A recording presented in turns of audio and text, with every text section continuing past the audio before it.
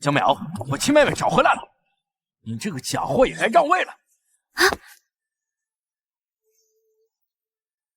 江淼，我们家养了你14年，仁至义尽。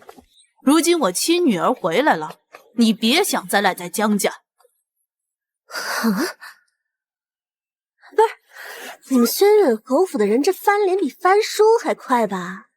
昨天还说我是你们亲亲好女儿、好妹妹，如今找到真千金，就立马要把我扫地出门了。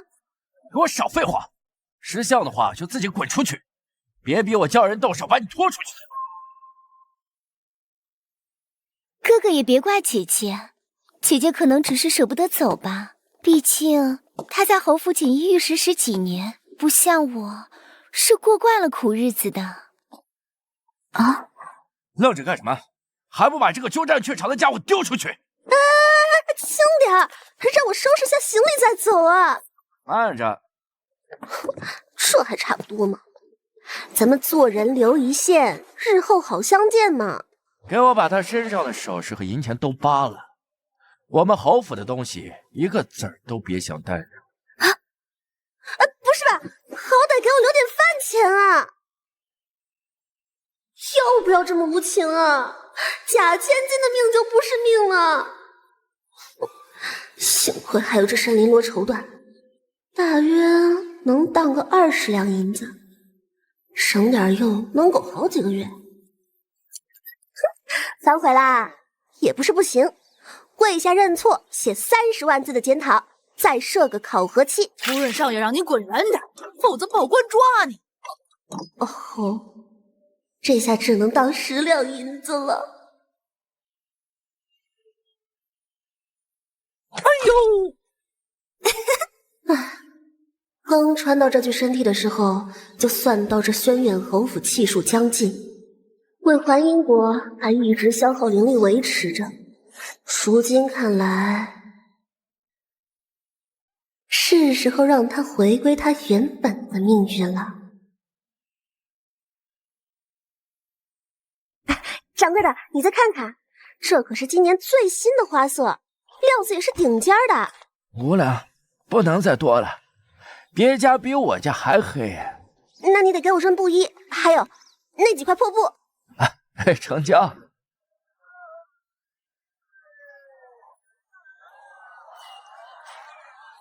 算卦啦！10文钱一卦，不准不给钱。10文一卦，不准不给钱。这京城的老百姓反诈意识也太强了吧！我去，这紫气，正宗皇位继承人，行走的金元宝啊！不能让他给跑了。哎，算卦嘛，10两银子一卦，不准不给钱。不算。你3日之内必有血光之灾，真的不算一下吗？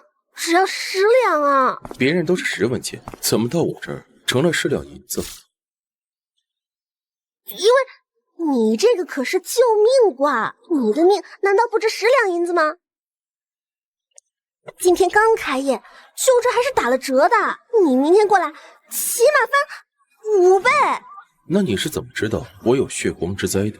哎，我管你印堂发黑，额间横着一道煞气，摆明了这3人内要见血呀！敢问姑娘师承哪座仙山？我师承哪儿？对。江湖上的事儿你少打听，你就说算不算吧。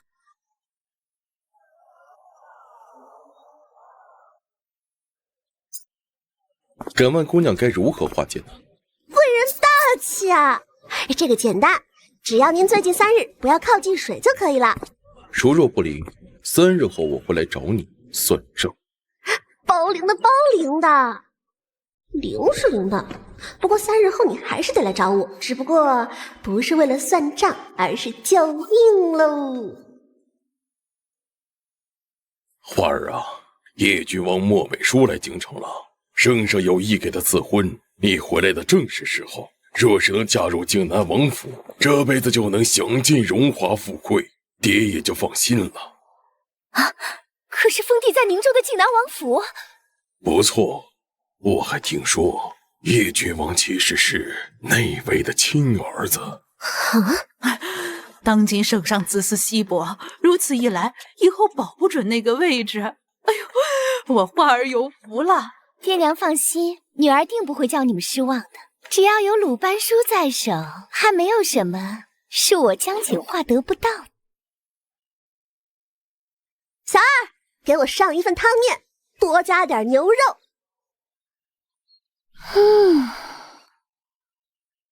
江淼，你还有心情吃啊？我们侯府的脸都被你丢尽了。江淼，跟你说话呢，你敢装听不见？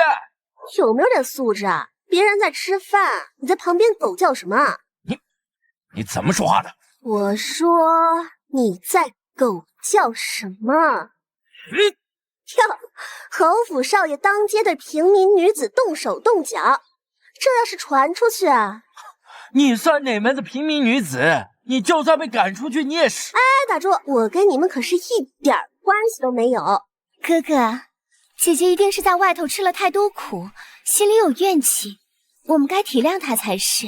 姐姐，你若实在困难，我院里还缺个扫洒丫鬟。虽然活计辛苦些，但总比在外头抛头露面、丢侯府的脸面要好些。哎呀，我错了，之前以为你是82年的龙井老绿茶，现在方知啊，你还是百达翡丽，好婊！亏得花儿还天天央求爹娘接你回府，你不领情也就罢了，哼，你还当着这么多人面落他面子，我从前怎么不知道你这般恶毒啊？有时间在我这兴师问罪，不如多去佛堂拜拜，去晦气，不然连自己怎么死的都不知道。你算了哥，咱们别跟这个疯女人一般见识。这个小贱人不会真的看出什么了吧？不可能，定是随口胡说的。她怎么可能会有这种本事？江淼，若你要挡我的路，那我会让你知道什么叫生不如死。江大师，救命啊！江大师，快跟我走，王爷大不好了！终于来了！哇，天庭开阔，山根突出，颧骨饱满，典型的富贵长全相啊！姐姐，爹爹，求包养！你就是江淼啊，正是鄙人。救下王爷，这些都是你的。哎呀，殿下客气了，谈钱伤感情，5000两。好，有胆识。本宫喜欢跟有本事的人谈条件，但若你救不了，请长公主带路。哼，果然被水鬼缠身了。哼！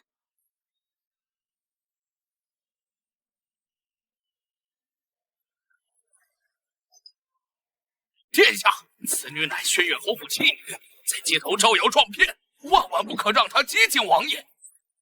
你，苏太医，你是在怪本宫识人不清吗？微臣不敢。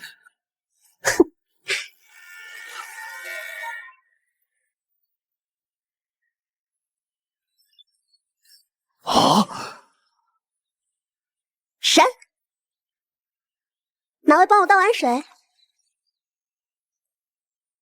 用这个。您可真是亲姑母啊！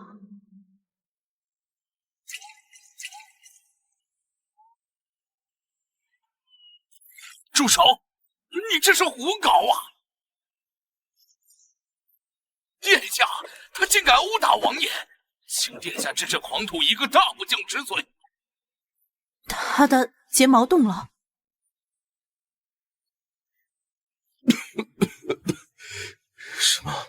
什么东西这么香？王爷，您姑母花了5000两请我来的，惊喜吗？超灵的！你早就知道了。可我也提醒过您了，最后没躲过去，可能是天意吧。天意时，这钱就该我赚。请殿下三思，老夫行医40载，绝不信什么怪力乱神的江湖骗术。百闻不如一见，不如我将这女鬼放出来给您看一眼，如何？你且放出来给老夫瞧瞧。好，苏太医甚有胆色。哎，不过先说好啊，要是谁吓晕了，急救费另算。本王来付。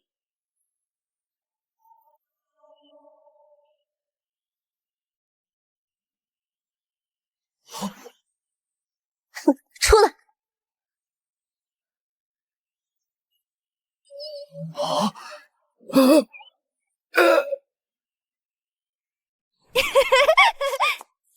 行了，别吓人了。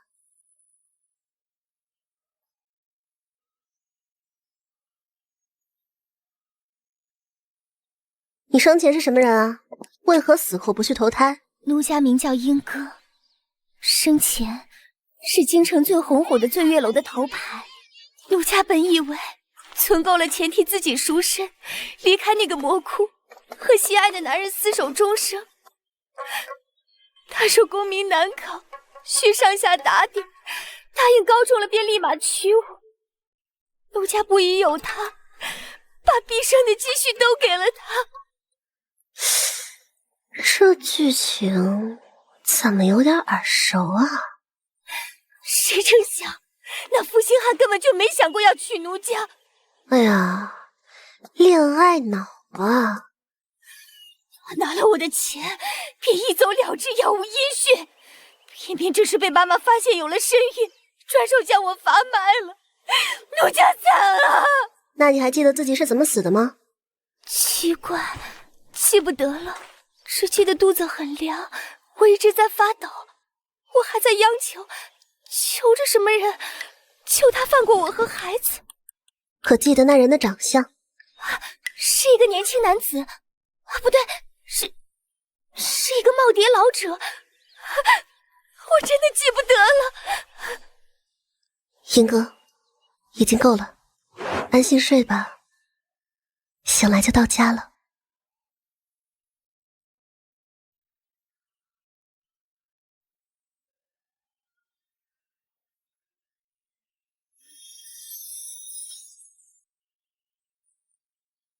王爷，您答应过的，苏太医的急救费，承会1000两。江姑娘，救命之恩，本宫不知如何报答。说好的，5000两黄金即可。这宫中近年开支甚大，要不还是白银吧。啊，等等，虽黄金没有，但救命之恩当以身相报，不如就让北叔拜你为师，既算报答，也能精进自身。根骨不错，心性也稳。那行，王爷敬茶吧。师傅，请用茶。做为师的徒弟一定要勤勉，晨昏定省是不能少的。为师差遣你做什么，切不可推脱。师傅想吃西街的桃花酥，东街的酱鸭子，也一定要按时去买。是。哦，刚好想起一件事，需要你的帮忙。何事？明日陪我回一趟侯府，我要拿回属于我的东西。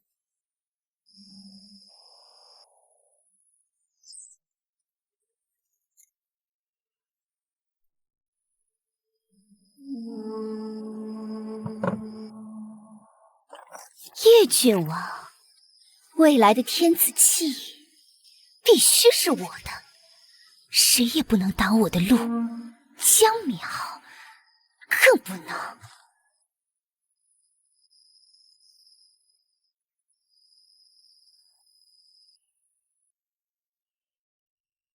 好啦，就快了。等吸足了侯府的气运，下一个就是……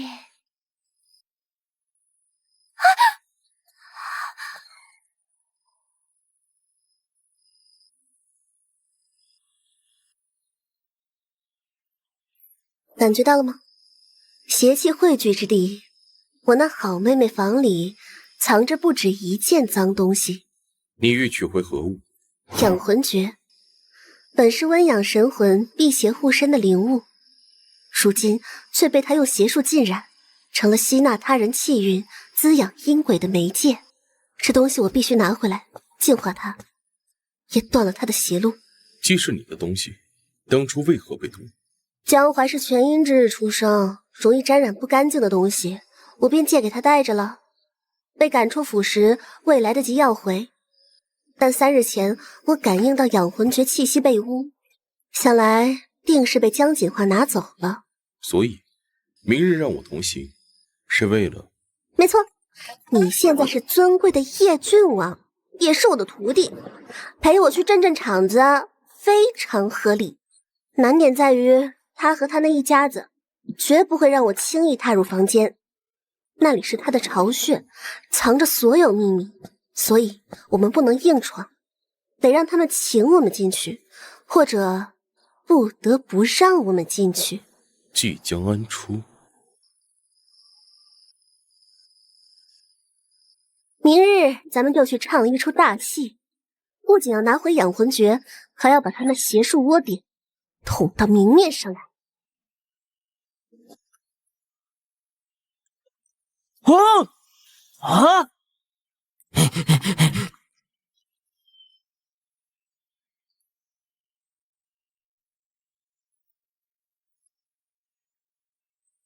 不知叶郡王大驾光临，有失远迎。王爷与小女这是……侯爷不必多礼，本王今日是陪师傅来取回一件旧物。师傅，王爷，您是否被这妖女蒙蔽？她怎配？本王之事需要向你解释？不敢，却不知江姑娘要取何物？简单，我的养魂诀，当年借给江淮用着，如今我既已离府，自然该物归原主。不行！哼，妹妹这是舍不得，怪了。我的东西你怎么比我还紧张？姐姐误会了，这玉佩我戴惯了，一时离不得。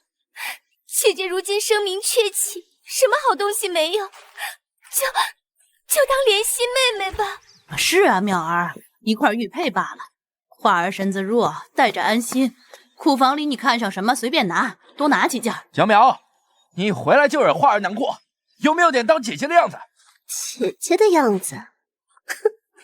有啊，你看你现在这样吹胡子瞪眼的，就挺有哥哥的样子。咱们一家人整整齐齐，多好。王爷，您看这小事一桩嘛，何必站着说话？不如厅里坐，喝口茶，慢慢说。侯爷客气，只是师傅念旧，想早些拿回故物。莫非此物有什么不便示人之处？既然妹妹戴惯了，那肯定就在身边。走吧，咱们去你屋里拿一趟，快得很，不耽误大家吃午饭。不可，我的房间岂能随意进出？荒唐！闺阁重地，哪是你说进就进的？郡王，这与理不合呀！今日呢，养魂诀我肯定要拿走，这房间嘛，我也肯定要进去看看。你们是打算体体面面的让开，还是想让我用点别的法子？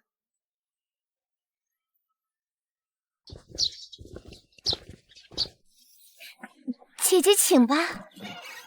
早这样不就好了？看吧，哪里有你的什么玉佩呀？江淼，莫要再胡闹了。哎，你到底找不找？不找就出去。前位摆金器，婚位放木雕，坤离颠倒，旋对对冲。哼，妹妹，你这房间布局是照着鲁班书里纳音聚煞的阵法摆的吧？晚上睡觉不觉得脊背发凉吗？你胡说什么？什么鲁班书？我不知道。什么阵法？花儿，他说的是什么？看来是不见棺材不落泪。哼！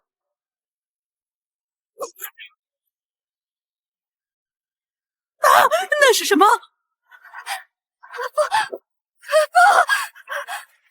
夫人，看来我妹妹的私物藏得还挺深呢，要一起进去鉴赏一下吗？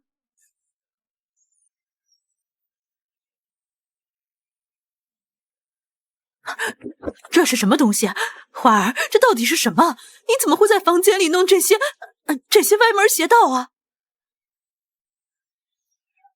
哼，陷害你，用你藏在密室里的鲁班书残叶，用着需要至少7749日才能化成的借运夺魂阵，还用了我这枚被你们偷走，至少浸在邪血中滋养了数日的养魂诀。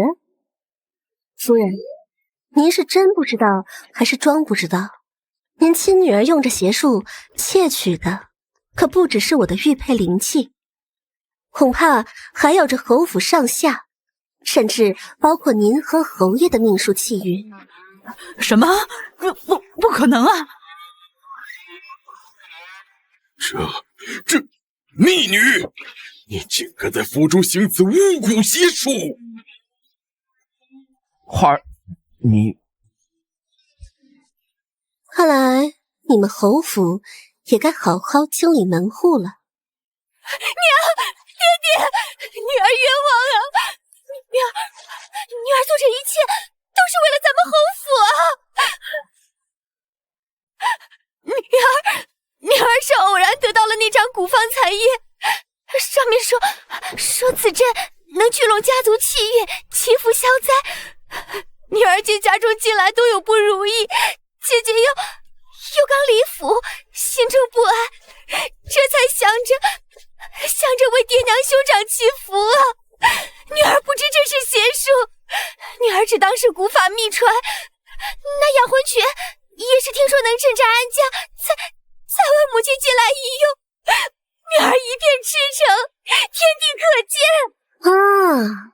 用母子连心血贴着生人八字头发，画着招阴引煞符文的古法秘传来祈福。妹妹，你这祈福路子挺野啊，阎王爷听了都得给你点赞啊。花儿，你这看起来实在不像。哎，好了，或许花儿是真不懂，被人蒙蔽了也未可。她从小流落在外，能知道什么深浅呢？妙，江姑娘，玉佩你已取回，此事或许确有误会，既是家丑，不如打住，侯爷，您的家事我一点兴趣都没有。我的东西拿回来了，你们的好女儿也承认东西是她借用的，我的目的达到了。徒弟，热闹看完了，咱们撤吧，这地方味儿不对，待久了怕影响智商。侯爷，府上之事还望妥善处置。今日所见所闻，本王不便知会，但若涉及邪术害人，扰乱京城安宁，朝廷法度不容轻忽。对了，妹妹，多谢保管啊。虽然被你弄脏了，但我洗洗还能用。下回再想祈福，建议换个路子，比如多捐点香油钱。走了，不用送。江娘，你毁我阵法，夺我法器，让我在爹娘面前如此难堪。今日之辱，我强锦花必百倍奉还。你以为拿走养魂诀就完了？咱们走着瞧。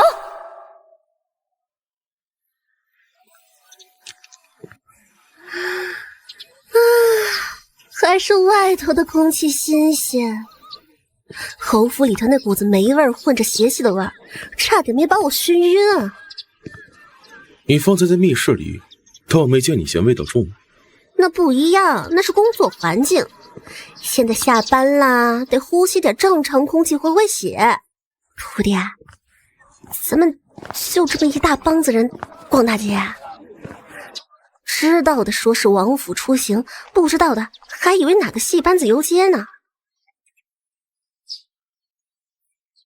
啊，这下清静了。走，徒弟，为师请你吃碗馄饨压压惊。哎，你付钱啊？老板，2碗鲜肉馄饨。1碗多放香菜和醋，1碗你吃香菜吗？少许即可。另1碗正常放，快点，老板，饿死了。这养魂诀被污得厉害，那阵法核心用的母子连心血是最阴毒的那一类。何谓母子连心血？简单说，就是取怀孕7月的妇人腹中胎儿的心头血，必须在妇人活着的时候剖开腹部取出，一尸两命，怨气冲天。用这种血化的阵，进的法器邪性极强，能强行扭转他人意志，篡夺气运。竟有如此歹毒之术！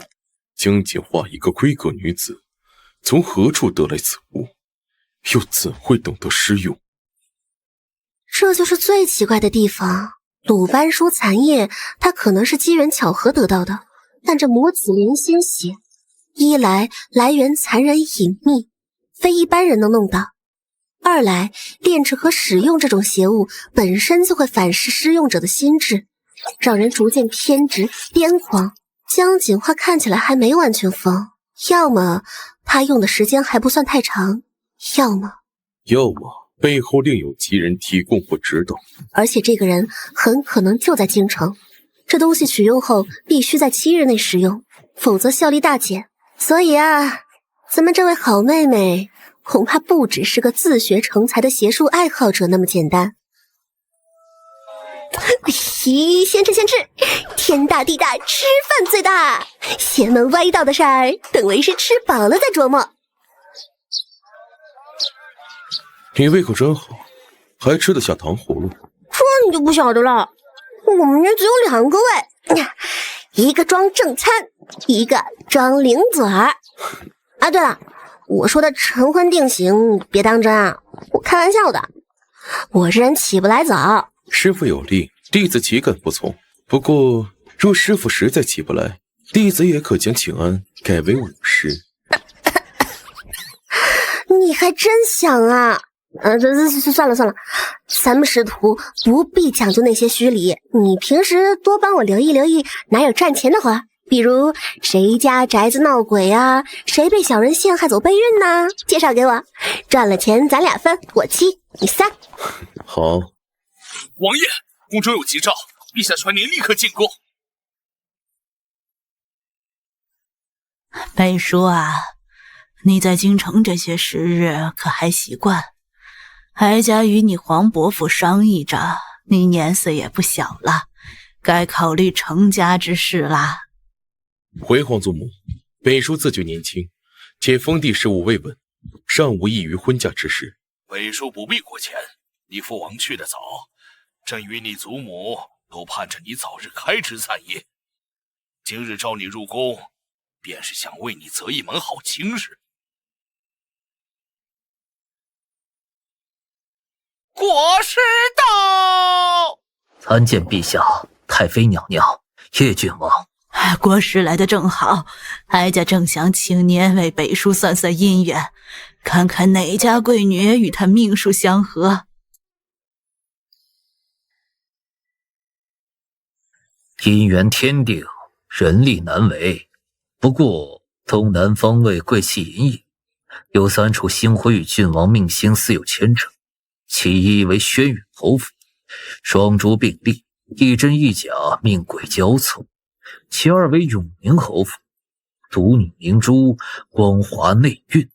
轩辕侯府，那位刚寻回的真千金，哀家倒是见过一面，温婉娴静。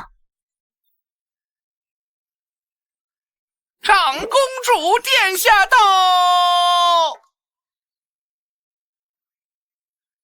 本宫来的不巧，可是打扰了。来的正好，正说到北叔的婚事。国师方才算了，轩辕侯府和永宁侯府都有合适的姑娘。那可是巧了。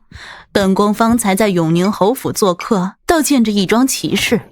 永宁侯夫人这几日不知怎的，忽然神神叨叨起来，总说是夜里见着白影，白日里也疑神疑鬼，请了几位太医瞧，都说是心神不宁，像是受了什么惊吓。竟有此事！正是，依本宫看，北叔的婚事虽要紧，但若与这等家宅不宁的人家结亲，恐非吉兆。不如再观望些时日。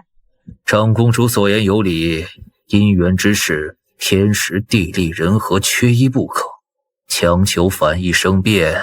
皇伯父、皇祖母，北叔也觉得此事不必急于一时，待永宁侯府之事明朗，再议不迟。也罢，北叔啊，你这几日多进宫陪陪你祖母，婚事容后再议。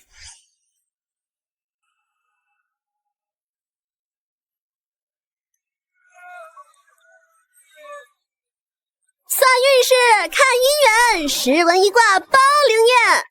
哎，这位大娘，您儿子红鸾星动，下月必有好消息。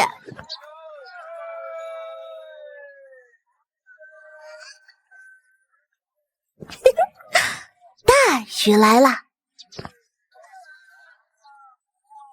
姑娘，算卦吗？今日最后一位，给您打8折。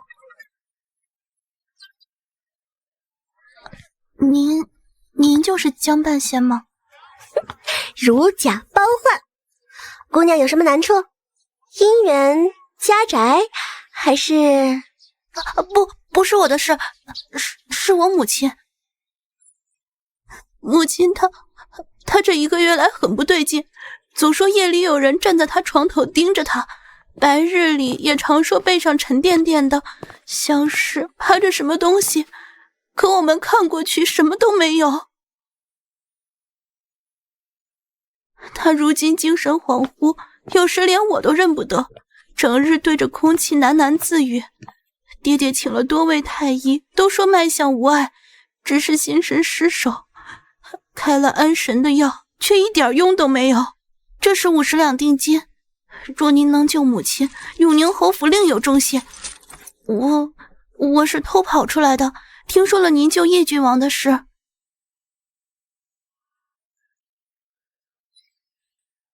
印堂隐有清辉，眼下卧蚕泛黑，这是至亲被阴雾纠缠的征兆啊！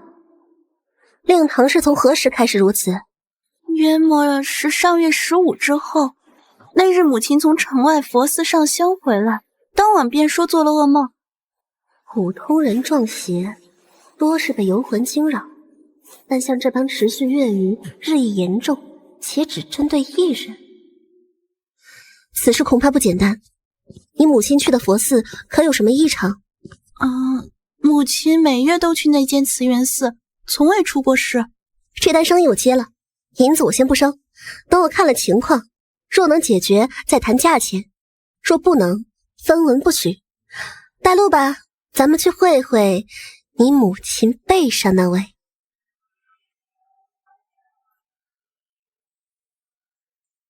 母亲，我带了一位姑娘来看您。走开，都走开！他在看着我，他要杀了我！不要杀我，放开我的手！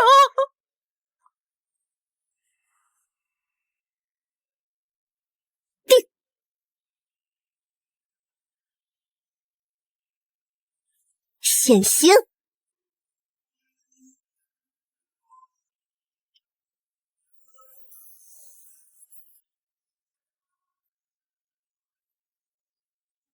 婉儿，我刚才怎么了？母亲，你吓死女儿了！不对劲，就算魂飞魄散，也该留下气息才对。这鬼逃得也太干净了，他到底是什么啊？为何要逼侯夫人自枪？你是何人？怎敢擅闯内院？父亲，是这位江姑娘救了母亲，方才母亲她……荒谬！一个江湖术士也敢来我侯府招摇撞骗，定是你用了什么迷魂手段惊吓夫人。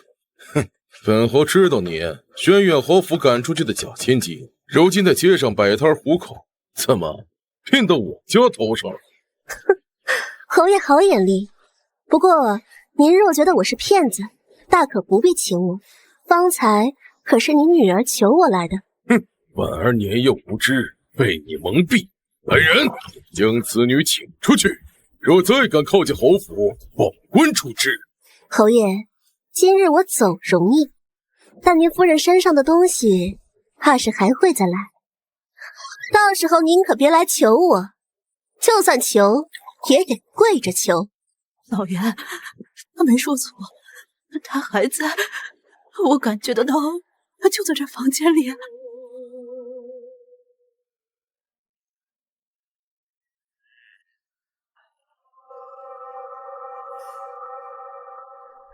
得，又白跑一趟。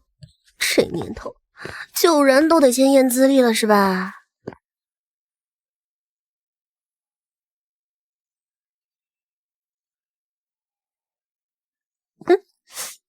这步子落地无声，气息绵长，干骨清奇啊，比漠北书那块木头还通透3分。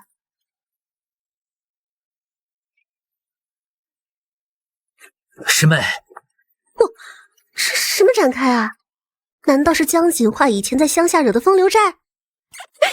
京城贵女 VS 乡下旧情人，这瓜得吃！你谁啊？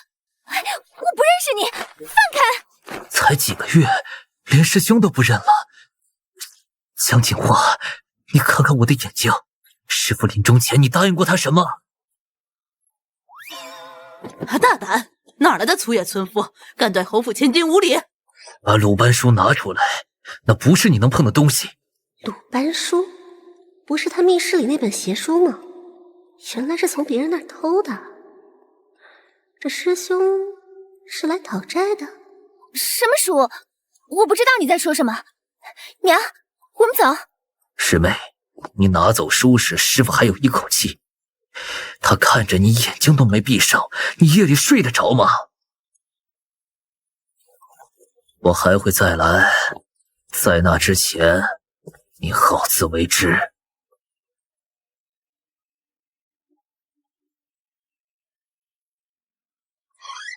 鲁班书，反噬，师父死不瞑目。江锦华，你这水比我想的还深呢。看来得找这位师兄聊聊了，说不定还能捡个便宜徒弟呢。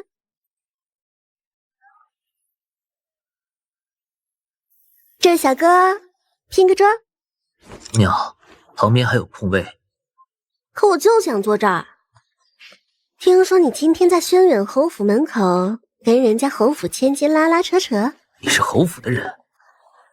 哎，别紧张，我是江淼，听说过吗？被他们扫地出门的那个假千金。原来是你，今日在巷子里偷听的也是你吗？你怎知我在偷听啊？五感比常人稍强些，感觉到了。不愧是我看中的好苗子。再加一碟酱牛肉，一壶热茶，记我账上。你是江锦华的师兄？我叫刘温，鲁班门第37代弟子。鲁班门，正经传承啊。那你师妹江锦华？她不配称我师妹。3个月前我师父病重，还趁夜偷走鲁班书下册，那是记载禁术的一册。第2日师父便咽气了，眼睛都没闭上。师父临终前只交代我一件事，召回书烧了它。那书不是给人练的。我在他房里见过残页，上面画着窃运夺魂阵，用的是母子连心血。他竟然敢用这等邪术！那书下册最后一页明明写着“此卷之术损阴德折阳寿，习者必遭反噬”。等等，你说下册？鲁班书不止一册？上册在机关营，风水堪舆是正道；下册即验生诅咒，夺运改命，视为邪道。2册本该分开保管，但100年前战乱，下册丢失了几页。我师父这一脉守的就是残存的下册。也就是说，江锦华偷走的是残本中的残页。正是。即便如此，里面记载的邪术也足够害人害己，尤其是母子连心血这类阴毒之物，炼制方法早已失传。他一个刚接触邪术几个月的人，怎么可能弄到？我也觉得蹊跷，他那阵法布置的相当老练，不像新手。你的意思是，他背后有人在指点，甚至那人手里可能有更完整的鲁班书？猜的。不过你这师妹野心不小，盯上的可不只是侯府的家产。说正事儿，刘兄，我看你根骨绝佳，是百年难遇的修道苗子，要不拜我为师，包教包会，学费打折。姑娘说笑了，你看着年纪似乎比我还要小一些。年纪小怎么啦？我本事大呀！漠北说，就那个叶郡王都是我徒弟。姑娘好意，刘文心领，但尸仇未报，邪书未毁，我无心另投他们。多谢姑娘的酱牛肉，若你日后有江锦化的消息，或是需要帮忙对付他背后之人，可来城西土地庙来寻我。京城这潭水真是越来越浑了。不过嘛，浑水才好摸鱼。小二，酱牛肉打包，再切半只烧鸡。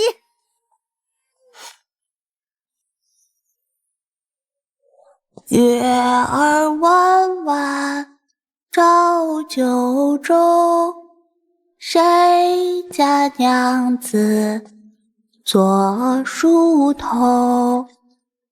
梳呀梳，梳到白，梳到阎王来见你。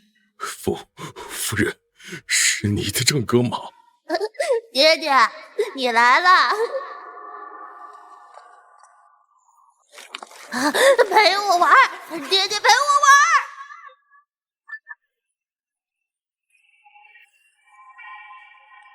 到时候您可别来求我，就算求也得跪着求。地下恕臣冒昧，臣想请问，前些日子贵府是否见过一位姓江的姑娘驱邪？侯爷问这个做什么？莫不是府上也不太平了？江姑娘是本王的师傅，若非她出手，本王早已命丧水鬼之手。对了，那日他还顺带超度了一只百年怨鬼，救了3位太医的命，收的酬劳嘛，不过5000两白银。怎么，侯爷也想请他？徒弟，我昨天算到今日有财星入伙，是不是又来生意啦？哟，这不是永宁侯爷吗？侯爷昨日不是还说要报官抓我吗？今儿怎么亲自上门打听起我这个摆摊糊口的来了？江姑娘，昨日是本侯有眼无珠。哎，别，侯爷没错，错的是我就不该多管闲事，差点耽误您报官呢。姑娘留步，本侯我愿出双倍酬金，只求姑娘救我夫人。双倍？侯爷，您夫人的命就值双倍、3倍，外加您得在侯府门口大声说3遍，江半仙是真神仙，我有眼无珠。好，3倍酬金，你的要求我也答应。侯爷爽快，那咱们这就……本王同去。师父行事，弟子理当随行学习。哟，徒弟这么孝顺，行啊，正好缺个拎包的。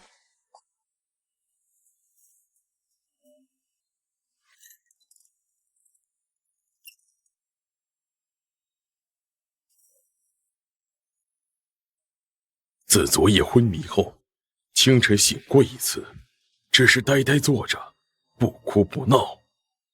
负心人，你负了我，你答应过我的。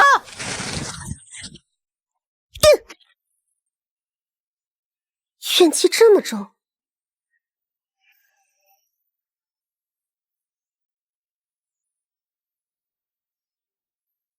你昨晚听到的是孩童歌声？是童谣，从他嘴里唱出来。他攻击你时喊的什么？他喊爹爹陪我玩。那现在这个骂的是负心人。不对，气息不对。昨晚那股阴气稚嫩却暴力，现在这个怨毒却阴郁。侯爷，您夫人身上不止一个鬼。什么？一个孩童，一个女子，两者怨气同源，却截然不同。他们不是同时附身的，是先后。孩童先来，女子后至，两者之间恐怕还有关联。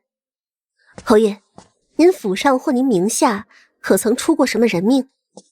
尤其是孕妇或孩童。侯爷，想清楚再答。您夫人身上这两只鬼怨气深重，绝非寻常游魂，他们认得您，也认得这府邸。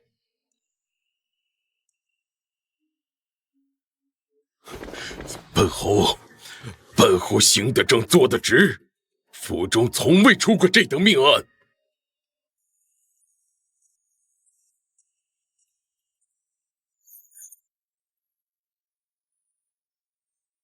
不说，行，那您就等着。依着怨气侵蚀的速度，最多在半个月，您夫人的三魂七魄会被彻底吞噬干净。到时候，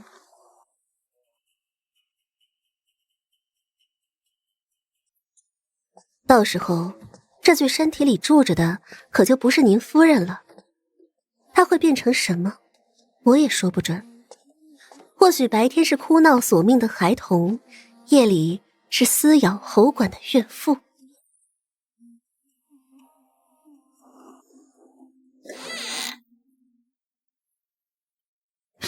父亲，都这个时候了，您还要瞒到什么时候？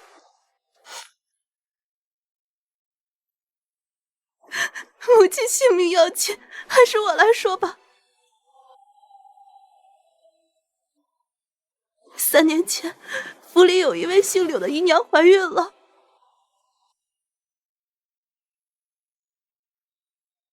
大约在怀胎7个月的一天暴雨夜，柳姨娘失踪了。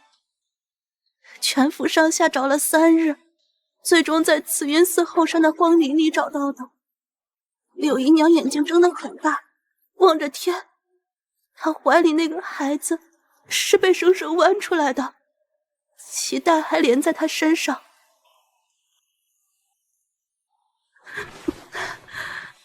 母亲知道后，夜夜噩梦，在慈云寺供了长明灯，每月15都去祭拜。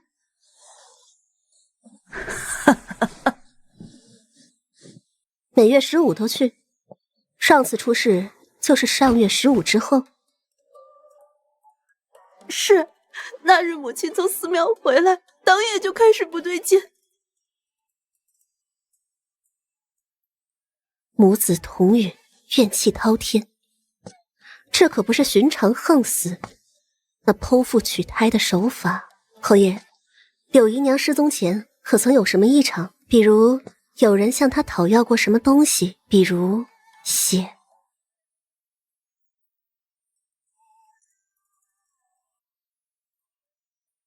还是说您其实知道是谁杀了她？本侯不知。那夜雨大雷急，府中众人皆早早歇晓。柳氏性情温和，从未与人结怨，或是外贼潜入，或许是他自己想不开。行吧，侯爷说不知道，那就不知道呗。反正鬼认路，不认口供。我先暂时封住他体内2道怨气，能撑个3日。这3日，我得去查查源头。江姑娘，您要去哪儿查？需要什么？侯府全力配合。先去慈云寺看看，毕竟侯夫人是每月15去那上香后出的问题。至于配合，侯爷把酬金准备好就行，3倍，1分不能少哦。我陪你去。哟，徒弟这么黏师傅啊？是怕我一个人吞了酬金？云寺在城外，路途不近，你一个姑娘家不安全。我可是你师傅，谁能让我不安全？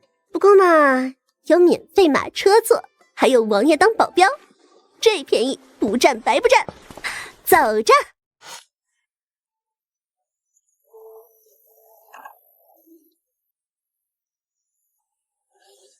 你信永宁侯的话？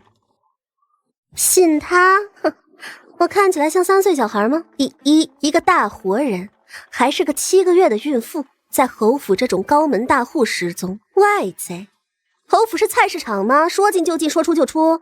第二，柳姨娘失踪在暴雨夜，一个孕妇，就算心情再差，有多大几率挑电闪雷鸣、路滑泥泞的时候自己离家出走？找死也没这么挑日子的。的确，侯府守卫虽不及皇宫，也绝非等闲能潜入，所以很可能是府内人带他出去，或者他自己跟着熟人离开。对嘛，这才合理。所以第三，如果真是有人把他带出去，那么问题来了：一，这个人是谁；2，用什么方法，强迫还是自愿；3，带走他的目的是什么？这是我最纳闷的，凶手的目的。如果只是仇杀或灭口，方法多的是，为什么非要选在怀孕7月，用这么具有仪式感的残忍方式取胎？而且，你不觉得这个手法有点耳熟吗？母子隐心血，又变天了。是啊，3年前那个雨夜，究竟发生了什么？王爷，江姑娘，慈云寺到了。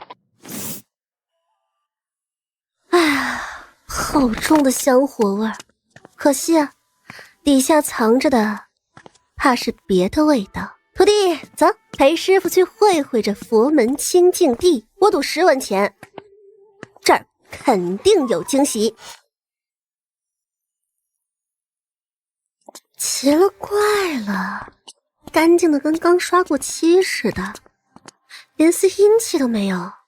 哇，真气派啊！这得多少盏灯啊？烧的都是银子吧？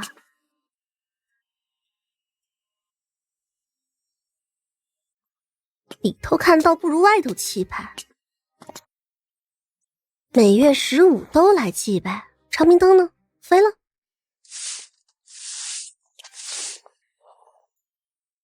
小师傅，打听个事儿，这有没有一位姓柳的居士的长明灯？3、4年前供的。小僧来此2年，从未见过姓柳的灯位。住持也说，往生殿名录皆登记在册，并无遗漏。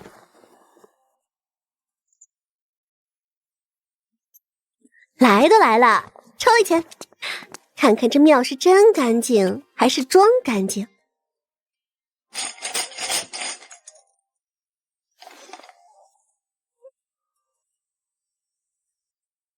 什么玩意儿啊？这我蹲大牢啊！你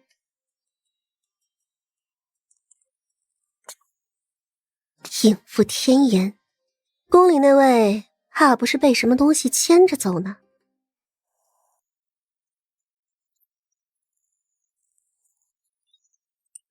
啊，这雨下得跟故意留人似的，先找地方落脚，明天再来踏。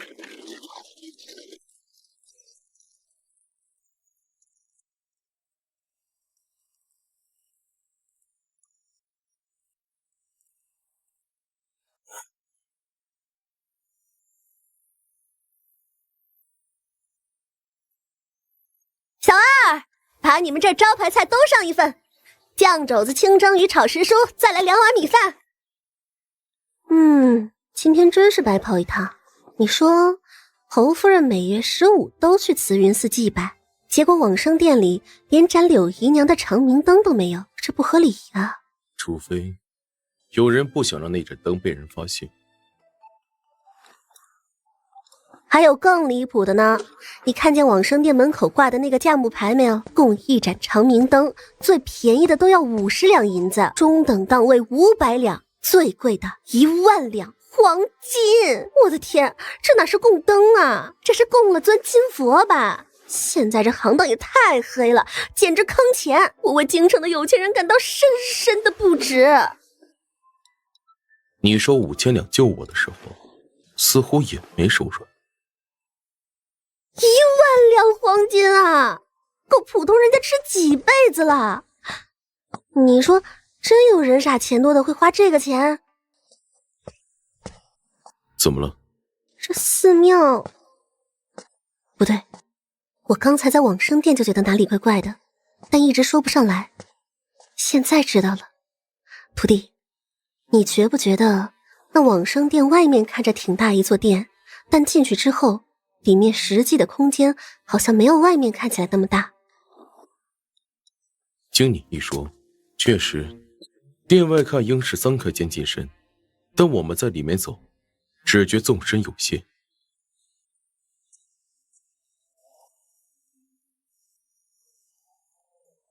墙是那面供满长明灯的墙，它太厚了，厚的不正常，而且一整面墙全是灯位，没有后门，没有窗户。墙后面应该还有一个空间。看来咱们明天得再访慈云寺，不过这次得挑个月黑风高没人打扰的时候。我陪你。我可是很好奇，那堵墙后面藏的究竟是佛还是鬼？专业一行一，黑市买的，50两一套呢，防水防刮还透气，怎么样？师傅装备齐全吧？你上回说没钱吃饭，所以是赊账啊，等这单生意成了再还嘛。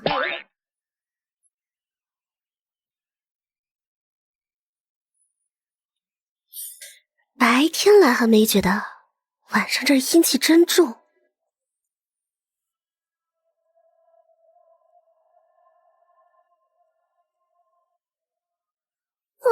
不行了，眼都看花了。这墙严丝合缝的，连这头发丝儿的缝隙都没有。或许是我们想错了。等等，你看这儿，其他灯架都落灰了，就这个干净的反常，有人经常摸它。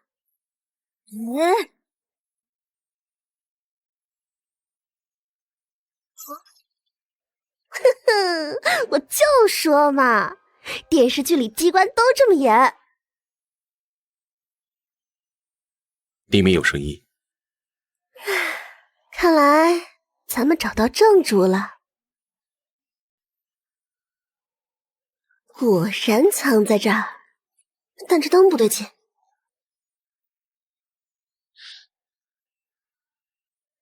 这不是普通的长明灯，这是锁魂灯。灯油里掺了尸油，灯身浸过符水，能把死者魂魄强行禁锢在灯盏附近，不得往生。江姑娘好眼力。你是何人？看守者，看守这些灯，也看守灯里关着的东西。1万两黄金那当的。侯爷不是说不知道柳姨娘怎么死的吗？这灯，永宁侯付钱设这盏灯，不是为了超度，是为了囚禁。3年前柳姨娘被剖腹取胎炼成母子连心血时，她就怕了。怕怨灵复仇？不错。你为何要告诉我们这些？鲁班门的生死契，灯在人在，灯灭人亡。你是鲁班门的人？密室有人，快！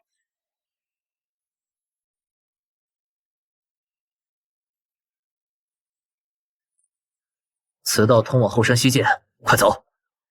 为何要帮我们？你就当我是良心发现了吧。一起走，我能试试解你的生死契。这是我师父留给我的，劳烦你们把这个转交给我师弟，他叫刘温，住在四明山，让他好好的活着。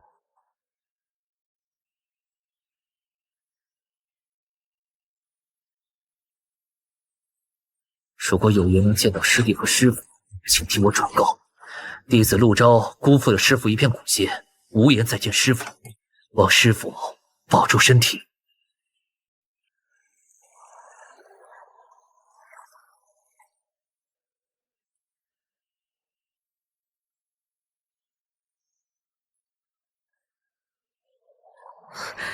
我的妈呀！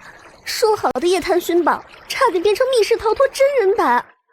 那灯炸的，那个叫陆昭的，他先离开这里，方才动静太大，寺僧可能会搜山。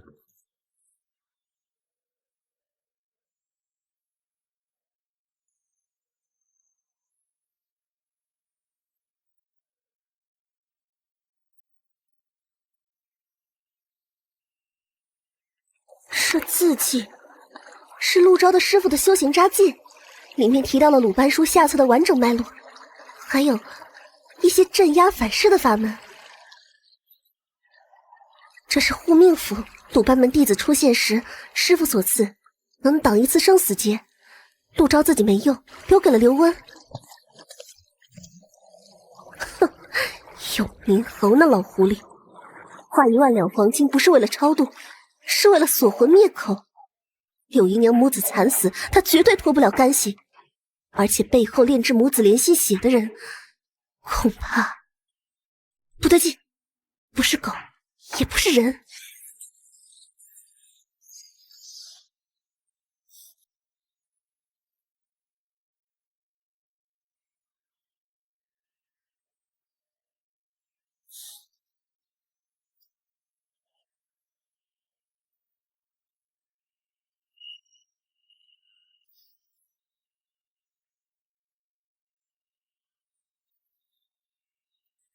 没有脚印，不是实体，是影魁，用怨气操控影子害人的邪术，白天无法活动。这东西是冲着我们来的。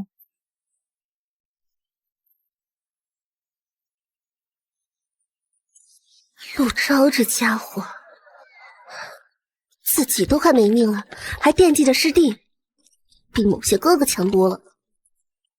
你打算何时去远宁侯府？现在，趁着侯爷刚起床还没吃早饭，人在饿肚子的时候，脑子最不清醒，最好炸。你确定不是因为你急着要那3倍酬金？徒弟，你怎么能这么想师傅？我是那种见钱眼开的人吗？我是见钱眼开、见钱眼亮、见钱眼冒金光的人。3倍呀，够我吃多少馄饨加多少根糖葫芦了？唉，当我没问。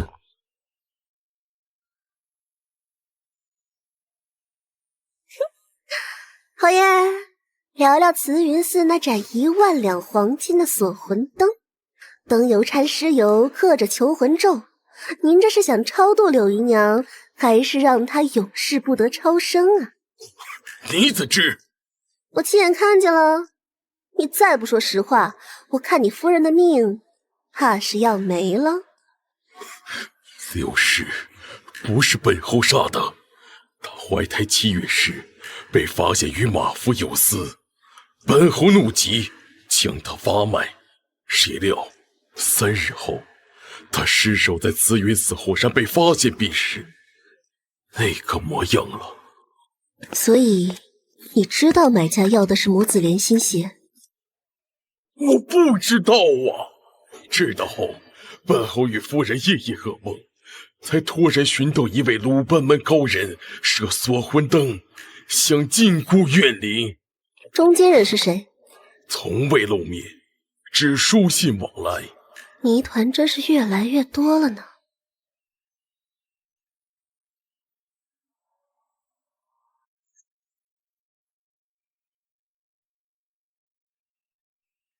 尘归尘，土归土，恩怨已明，前路自渡。柳姨娘，带你孩儿走吧。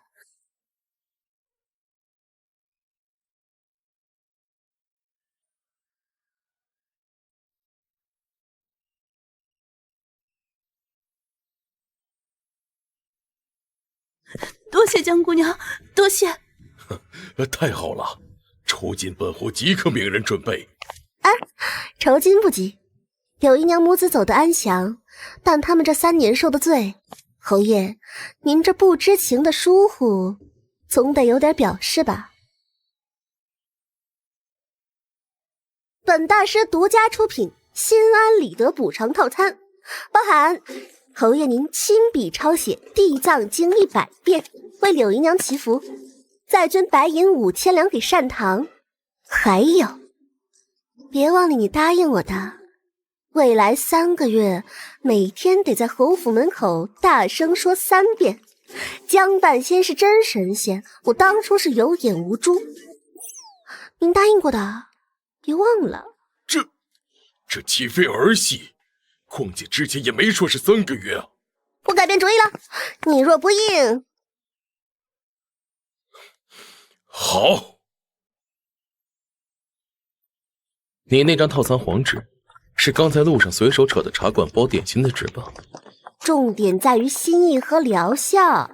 你看侯爷付钱时那心痛表情，柳姨娘若有知，多少能解点气。再说了，抄经捐款吃素，对他身心都有益。我这是变相帮他养生。歪理总是一套一套的。那见面分一半，徒弟最近跟着东奔西跑，辛苦了，拿去零花。给我？当然，师傅疼徒弟，天经地义。走，为了庆祝又一笔巨款入账，为师请你去吃东街新开的羊肉锅子，你付钱。到底谁请啊？锁魂灯被毁，黑影身死，永宁侯府之事已被那江淼平息。妻子脱轨了，江淼，哼，倒是小瞧了这个变数。既然喜欢多管闲事，那便来看看这滩深不见底的龙气，你搅不搅得动？北叔啊，瞧瞧，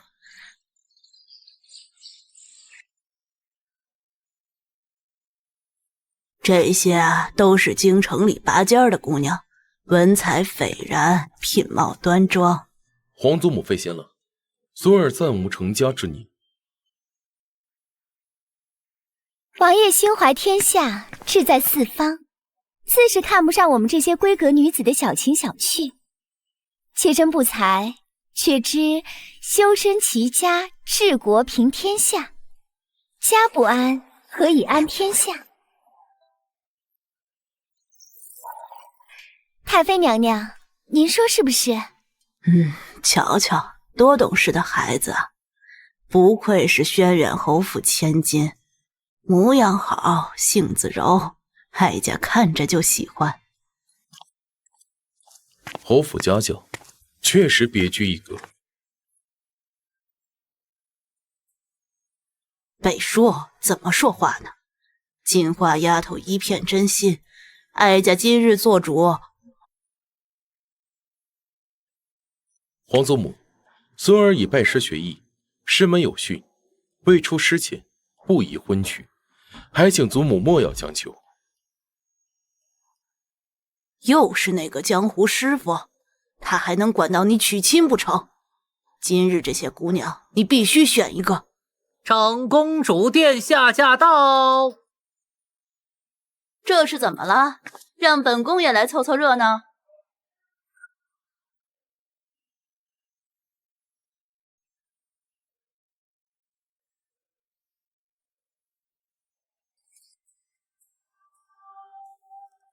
这是谁家千金？怎从未见过？这通身气派，莫不是哪个藩王府的郡主？救命啊！长公主往我头上放了有3斤金子吧？说好的稍微打扮一下呢，这是要把我当花瓶摆在这展览吗？早知道再多加些钱了。母妃，您这儿好热闹，瞧瞧，我把谁带来了？这是母妃，这是儿臣新结识的姑娘，带她来开开眼界。徒弟，还不给师傅搬个座？这身行头重死了，站着说话腰疼。果然又是熟悉的配方。听姑母重金请我来给你撑场子，说打扮的越仙气越好，防止你被这群小姑娘生吞活剥了。唉，这活儿比驱鬼累多了。所以你是他雇来的托？不然呢？你以为我乐意穿成这样来当摆设啊？出场费很贵的。那待会儿若皇祖母逼我再选，我选你如何？何月丽可没这场戏，我只负责站台，不参与演出。让我加班？不可能！只是权宜之计，暂时应付过去，省得他3天2头办这种宴席，酬劳我给姑母的3倍。行了，就装一会儿啊。万一穿帮了，你得说是你的主意，违约金照付。一言为定。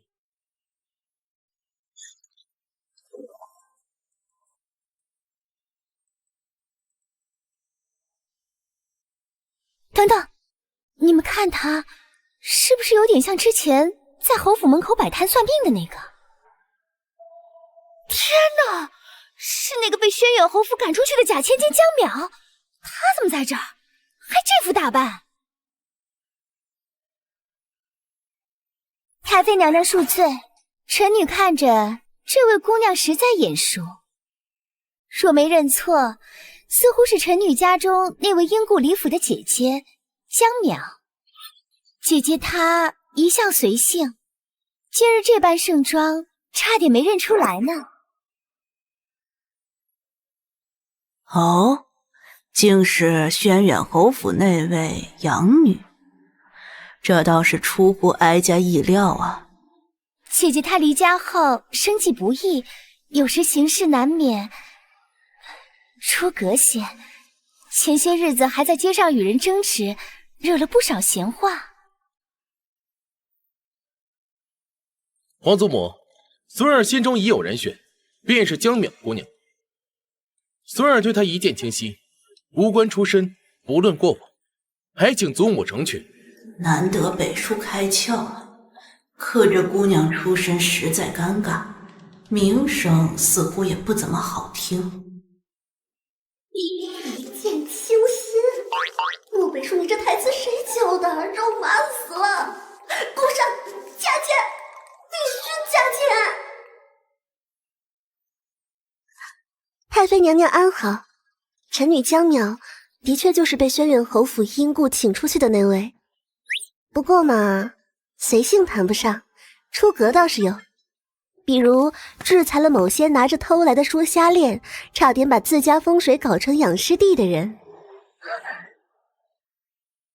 至于街上争执，那是帮一位大哥认清现实，免得人财两空。没想到这也算惹闲话。那比起某些人在闺房里弄些见不得光的阵法，害人害己，我这闲话是不是还算弘扬正气了？怎么回事啊？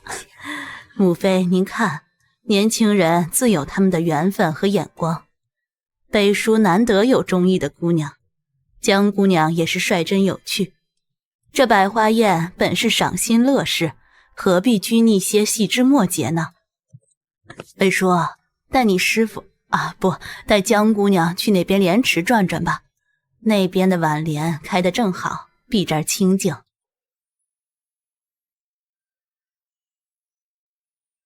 走吧。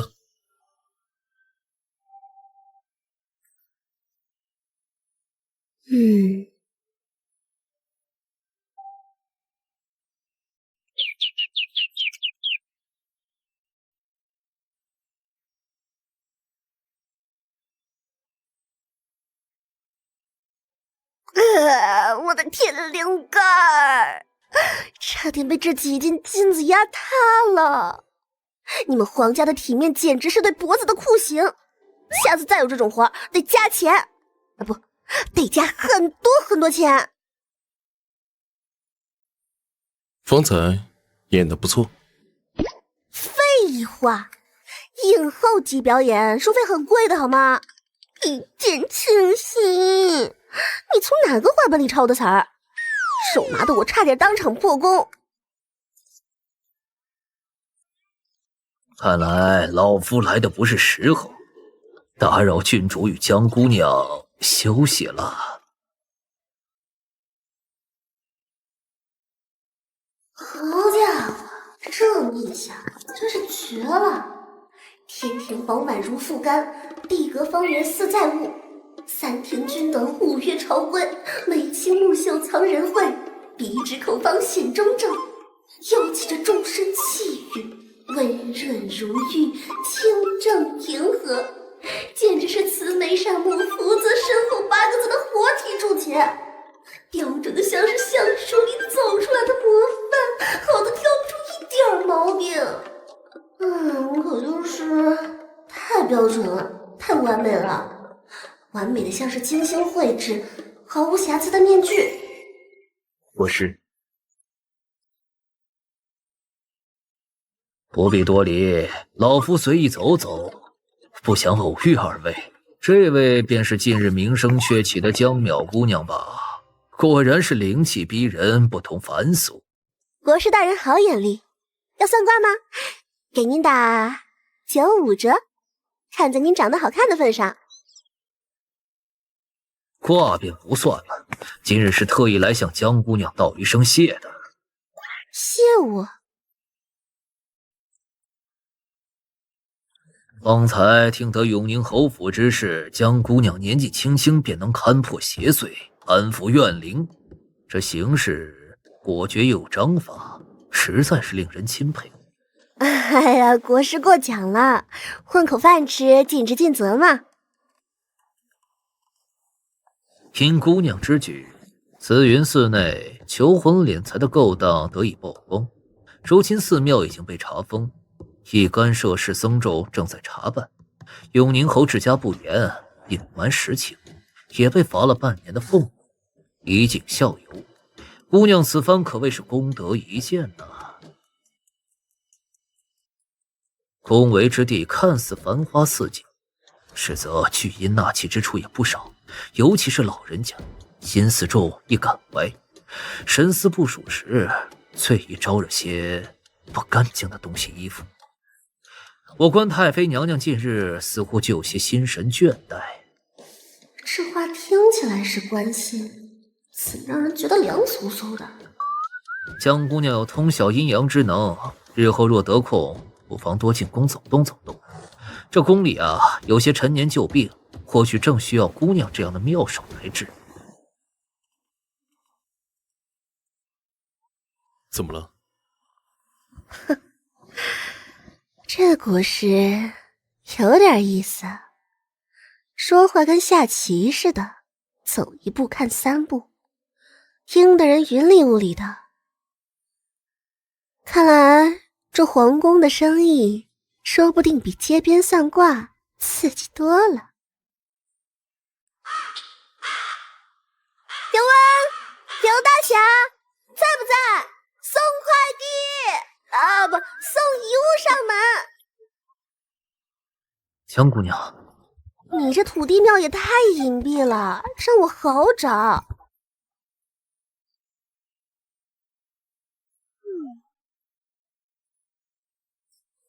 你们鲁班门是不是有什么住宿条件越差修行越高的规矩啊？这庙破的连土地公都得蹭隔壁城隍庙的香火。江姑娘说笑了，你今日来是……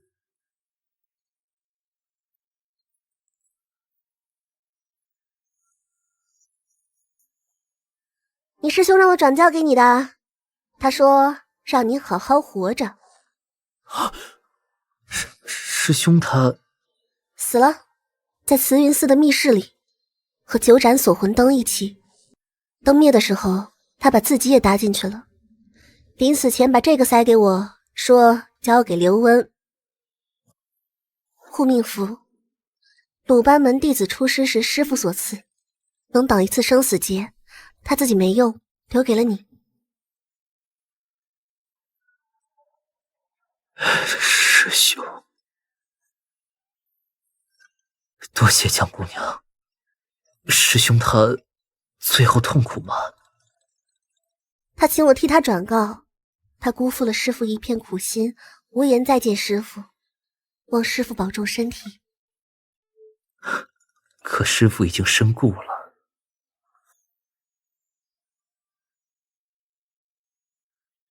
现在轮到你告诉我啦，你师父为什么会离开师门，又怎么会跑到慈云寺去守一盏邪门的灯？师兄是师父捡回来的孤儿，比我早入门5年。他天分不差，人也勤奋，就是野心太大。昭儿，你在理论上下苦功很好，但温儿这天赋，祖师爷赏饭吃。我入学之后呢，学什么都快一点。师父经常夸我有灵性，师兄听了笑容也就淡几分，但他从来没有为难过我，反而更用心的教我基础。他说我的天赋不能浪费在细枝末节上。听起来是个好师兄啊。那后来怎么？3年前师父病倒了，那晚我回去煎药，回来就听见师父房里传来争吵之声。昭儿，你心气儿太高，执念太深，鲁班书下册为师不能传你，那上面的东西你压不住啊。师父，我勤恳15年，平和不及师弟，就因他天赋好，您就要把下册传给他？不是给温儿，是毁掉那东西，不该存于世。你宁可毁了，也不传于我。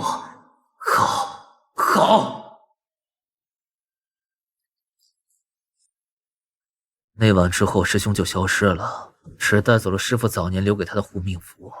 那问题来了，你师兄在慈云寺守的锁魂灯需要高超的邪术造诣才能布置，还有柳姨娘3年前被剖腹取胎炼成的母子连心血，这种级别的邪术，光靠你师兄从师门学的那点基础，够用吗？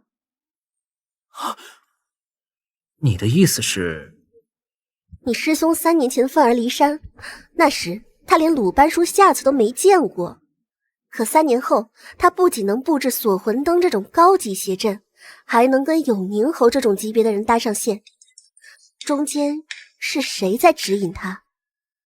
还有更蹊跷的，永宁侯说他是通过中间人联系上陆昭射锁魂灯的，从未见过本人。这个中间人能精确找到你师兄，还能说服他做这种求魂养运的缺德事儿。你师兄背后肯定还有人，一个比你师兄更懂邪术、能量更大的人。所以师兄离开师门之后，另投了他人，那人教会了他邪术，而且这人很可能跟你师门有渊源，不然哪儿那么容易搞到鲁班书这种秘传？有什么线索吗？师父提过一次，他年轻时有个师兄天赋极高，但是心术不正，沉迷禁术。后来2人决裂，那位师伯带着部分秘术离开了，从此就杳无音信。这就说得通了，你师兄离山后，很可能找到了这位师伯，或者被这位师伯找到了。一个想光耀门楣证明自己的徒弟，一个手握禁术需要人手的师伯，简直是邪术传承的经典组合啊！如果真是这样，那柳姨娘的死，囚禁她魂魄3年，还有江锦华手里那母子连心血，就都串起来了。你师伯教了你师兄邪术，你师兄帮他做事，包括杀人取胎、摄阵求魂。至于江锦华手里的血饮，可能是你师兄给的，也可能是你师伯直接给的。不过有个地方我想不通，既然3年前就杀了柳姨娘炼制血饮，为什么3年后才给江景化用？这种邪物放久了会失效吧？除非他们手里不止1份木子脸心血，柳姨娘只是其中一个材料源。你是说，这3年来他们还在继续杀人取胎？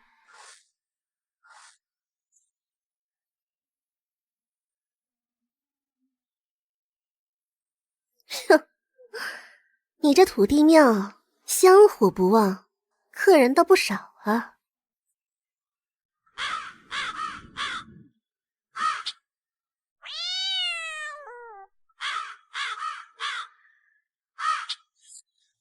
吓我一跳，这猫祖宗怎么没声啊？等等，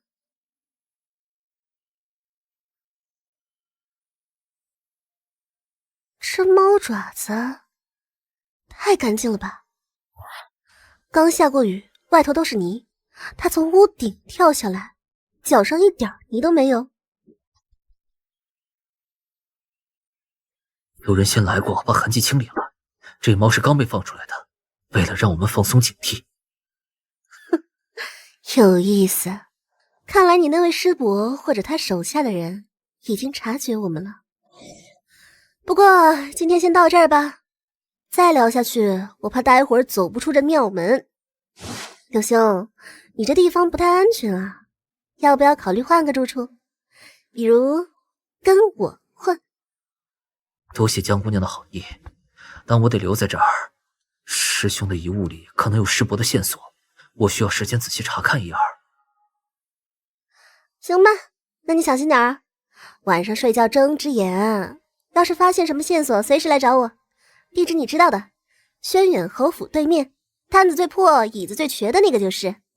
对了，你师父让你毁了下册，但你师兄用命毁了一盏灯，我觉得你师父真正想毁的可能不只是那几页纸。走啦，记得吃饭，活着才能报仇，饿死了就只能当饿死鬼了。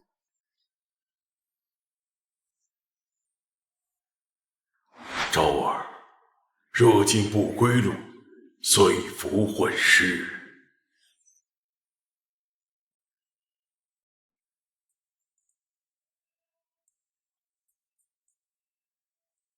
师傅，辰时了。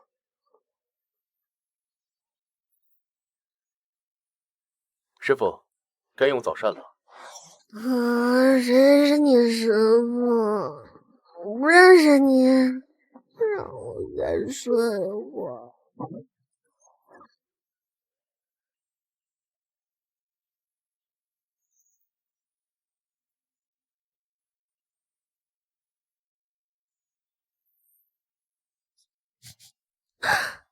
这味道是东街王记的蟹黄汤包，还有西市张婆婆的桂花糖粥。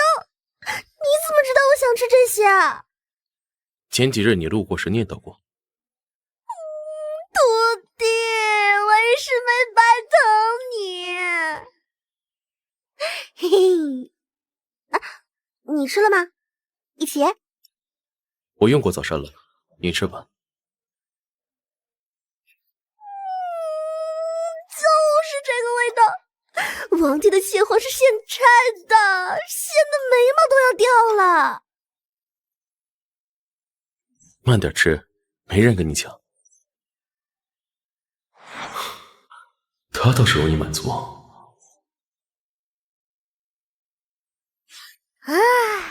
人生圆满矣。徒弟，你这孝敬师傅的觉悟相当高啊，值得表扬。说吧，是不是又有什么事儿要求为师？不是，只是顺路。顺路？从靖南王府顺路到东街，再顺路到西市，最后顺路来我这城西小客栈。你这路顺的还挺曲折啊。让我看看啊。印堂没发黑，没有血光之灾，周身紫气稳得很，皇位暂时跑不了，那就是烦心事儿了。来，给师傅说说，谁惹咱们叶郡王不高兴了？皇祖母近日总是找我过府。啊，哎呀，老太妃嘛，我懂，老人家就爱操心小辈婚事。不过我看上次百花宴，他不是暂时被我们糊弄过去了吗？那之后，他与江锦华走得愈发近了，几乎每日都要将江锦华请到晋王府，说是陪他说说话。江锦华这么快就打入内部了，然后呢？他总爱挑我下朝的时间，每次我一回府，必定恰巧碰上江锦华在陪皇祖母赏花、品茶、听戏，皇祖母便要我作陪。哎呦喂，这是守株待兔啊！那你怎么办啊？总不能天天躲着他吧？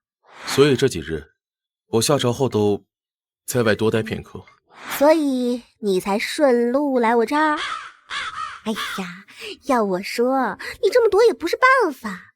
人家姑娘对你这么执着，老太妃又喜欢她，要不你就从了吧。反正娶谁不是娶啊？江锦华长得也不差，还会来事儿，多适合当郡王妃啊！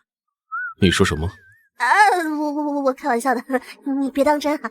我就是随口那么一说。江淼，你觉得我的婚事是可以这样随意玩笑的事？不是，我就觉得你被逼得挺烦的，开个玩笑缓解一下气氛嘛。你根本不明白，我生气不是因为你乱点鸳鸯谱。那你气什么？算了。哎，漠北叔，你去哪儿啊？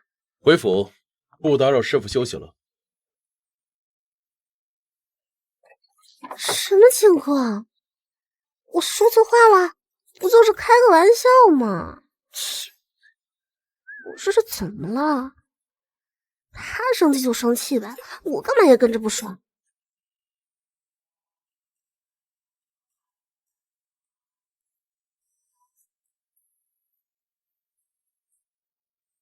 今儿这酥糖放多了，怎么甜的齁嗓子？还是说有些人心里苦，吃什么都没味儿？没啊，哎，挺甜的。殿下您刚说啥？本宫说北叔那小子最近奇怪得很，天天板着张脸，活像全京城都欠他800两银子。王府也不怎么回，听说呀，净往宫里和衙门跑，浑身冒冷气儿，生人勿近。你俩不是成天黏在一块儿吗？可知他撞了什么邪？总不会是被你这位师傅给训狠了吧？哪儿能啊！我这么和蔼可亲，他可能就是公务繁忙，对，繁忙。唉，小时候可不这样，闯了祸被我拎着耳朵训，还会瘪嘴装可怜。如今倒好，闷葫芦一个，有心事都憋烂在肚子里。唉，无趣呀。年轻人呐，有些磕碰寻常。不过北叔那孩子性子是闷了些，但重情，心思也细。他若真跟你置气，多半是你哪句话哪件事儿戳着他自个儿都没琢磨明白的软肋了。我也没说什么呀，就开了个不合时宜的玩笑。罢了，你们自个儿的官司自个儿了断。本宫就是瞧着他那副生人勿近的模样头疼，连带着我这公主府都跟着降温。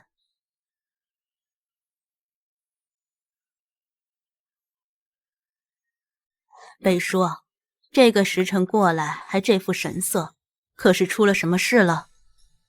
姑母，皇祖母出事了。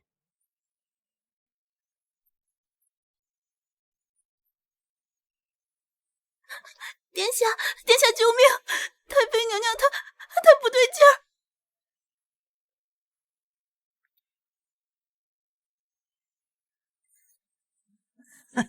小美人儿，别跑啊，让哀家好好疼你。好家伙，老太妃这是被色鬼上身了呀，口味还挺独特。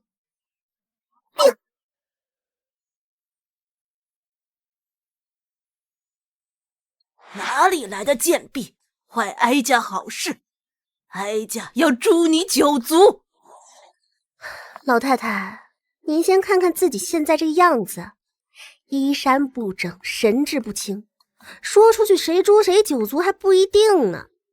再说了，您这第二春来的挺猛啊。不过附身这位情郎似乎不太挑食，连老太太的壳都要。行了，别折腾了，我不管你是哪路淫鬼，既然撞到我江半仙手里，祖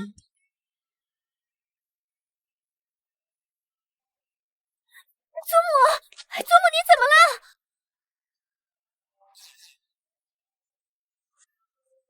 姐姐，祖母年事已高，做有不对，你怎能如此粗暴对她？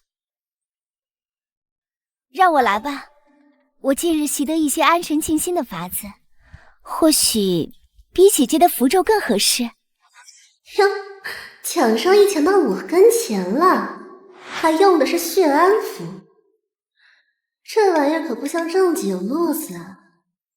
哼，行啊，你请。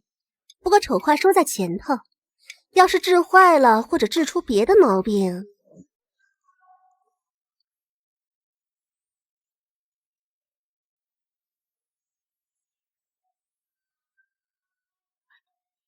血为引，灵为气，安神定魂，天无敕令。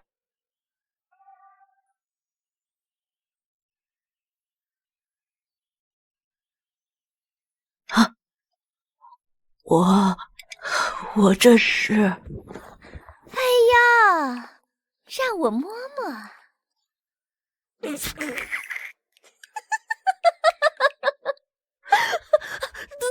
不起，实在没忍住。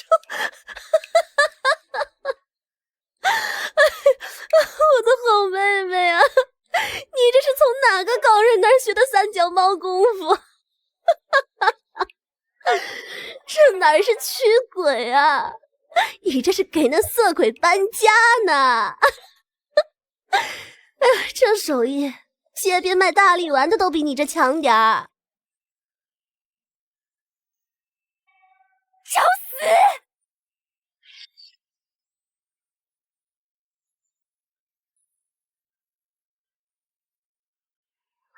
不对，这鬼不是简单附身，是被那血符强行钉在他魂魄里了，一损俱损。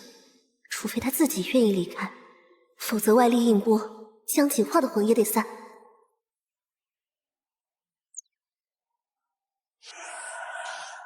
小心！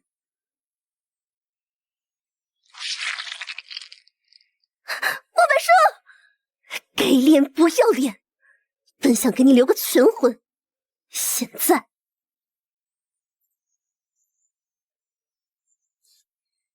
只好请你滚出来了。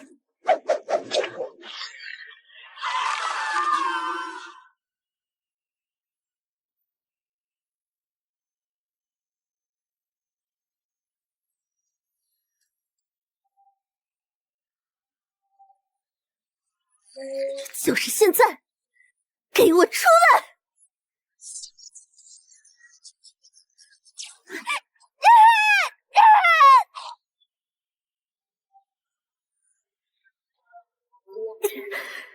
快撑不住了，必须让他自己松手。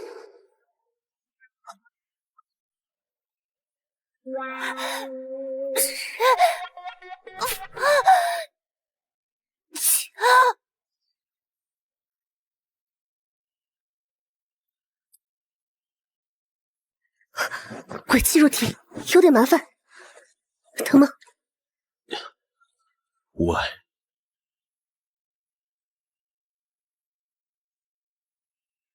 这是四鬼印记。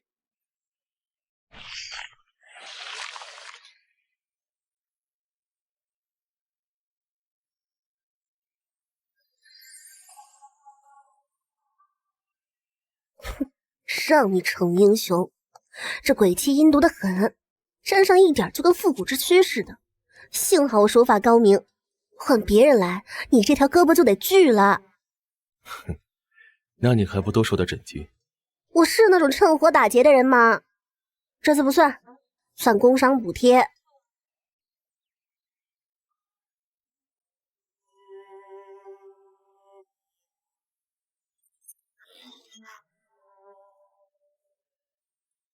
如何？鬼气清干净了，伤口敷了药，躺2天别乱动就行了。对了，江锦画那边已送回侯府了，身上有些皮外伤，神志还算清醒，只说记不清发生什么。本宫让人盯着，侯府也请了太医，本宫还得去看看母妃，她受了惊吓，得哄着喝安神汤。北叔就交给你了，江姑娘。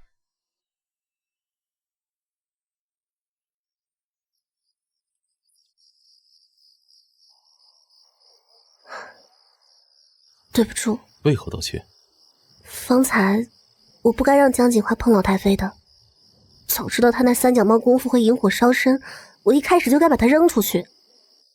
你也不会为了护我受伤。还有，前几天我说让你娶江锦华那些话，是我不对，拿你的婚事开玩笑，很过分。第一个原因我接受，但第二个，我不是因为这个气你啊，不是气你乱点鸳鸯，是气你丝毫不在意。在意什么？在意我会娶谁，在意我是否愿意。我那是客观分析，江锦华确实符合老太妃的选媳妇标准嘛。那你的标准呢？等等，是对话走向不对劲啊！他是不是失血过多神志不清了？我要不要给他再扎2针清醒一下？王爷，江大师，宫中国师急诏，说陛下昨夜突发梦魇，龙体不安，请江大师即刻入宫一趟。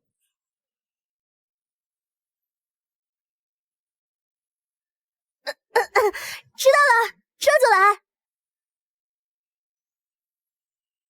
宫中水深，万事小心。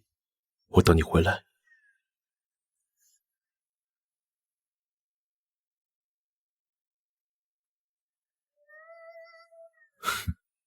跑得倒挺快，下次可不会让你这么容易逃了。大半夜的，皇宫加班费怎么算？按时辰，还是按驱鬼难度？早知道该先谈价钱。江姑娘，国师已在殿内等候，请。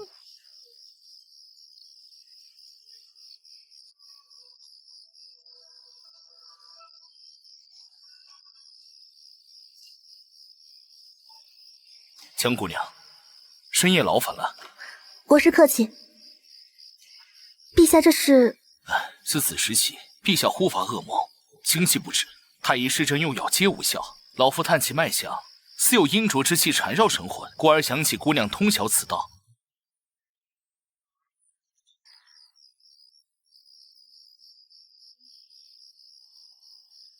能让我搭个脉吗？姑娘请。这是四鬼印记和江锦华颈上那个同源，但更隐秘、更深，已经缠进心脉了。陛下似被梦魇所困，神魂不稳，我需要一点陛下的指尖血，配合符咒探查梦魇根源。姑娘请便。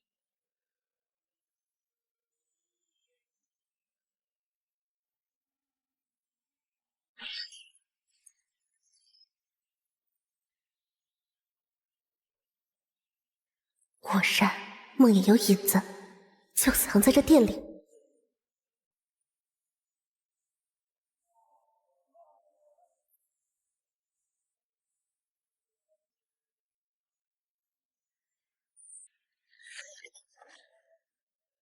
问题出在这儿。姑娘且慢，此物乃南疆进贡的镇煞麒麟，陛下平日甚爱，一直摆在此处。姑娘为何确定是他作祟？简单啊，因为它臭，寻常人闻不到，但在我这儿，跟开了天眼似的。这麒麟肚子里塞了东西，用的是湿土混月血的法子，专招阴梦是阳气，摆得越久，宿主陛下身子越虚。原来如此。那依姑娘之见，该如何处置？2种方案：一，我当场做法毁了它，干净利落，收费5000两；二，我把它带走超度，慢慢化解怨气，收费8000两。毕竟后续还得花材料钱。姑娘倒是明码标价，既如此，便选第一种吧。只是此物毕竟是贡品，直接毁去恐有不妥，不如姑娘先施法封住其邪气，待陛下醒来，再由陛下定夺。也行，那就先打包。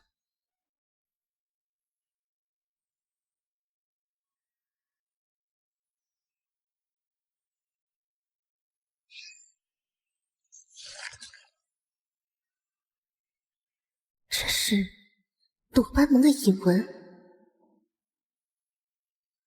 搞定！陛下约莫半个时辰后会醒，之后喝点安神汤就行。至于这麒麟，有劳姑娘，酬金稍后会送往姑娘住处。夜已深，老夫让人送姑娘出宫。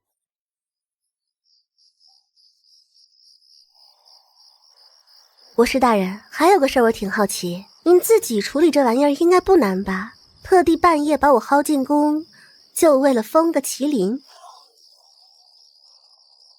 姑娘说笑了，老夫虽略通玄理，但是驱邪破煞一道，终究不及姑娘师承经传。陛下龙体关乎国本，不敢冒险。是吗？我还以为您是想试试我的深浅呢。江姑娘多虑了。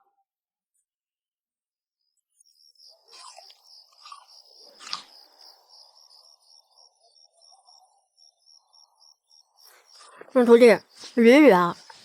第一，陆昭的师伯精通鲁班邪术，且能量不小，能把手伸进皇宫。第二，江锦化情急下喊了师傅，说明他与这人也有勾结。他那手蹩脚邪术，怕是有人喂的。第三，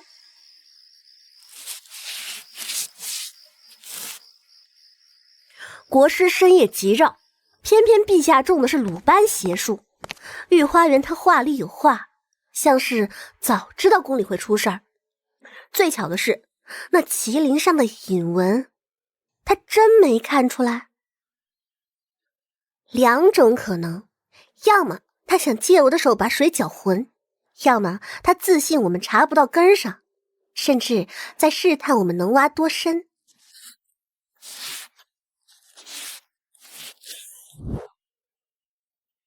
若真是他，为何主动引你去查？打草惊蛇，并非智者所为。别忘了，他能在皇帝身边布下麒麟而不被察觉，这份能耐和信任，满朝独一份。若真是他，他究竟在图谋什么呢？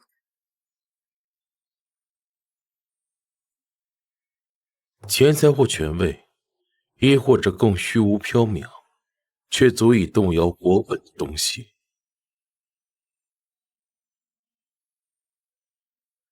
国运。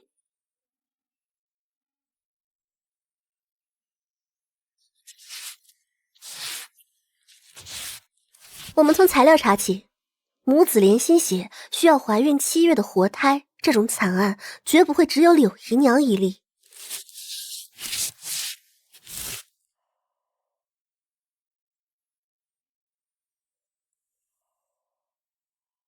徒弟，帮为师查一查，近3年，京城及周边州县所有报案失踪的孕妇，尤其是怀孕6月以上的，以及所有死因蹊跷、记忆模糊的孕妇命案，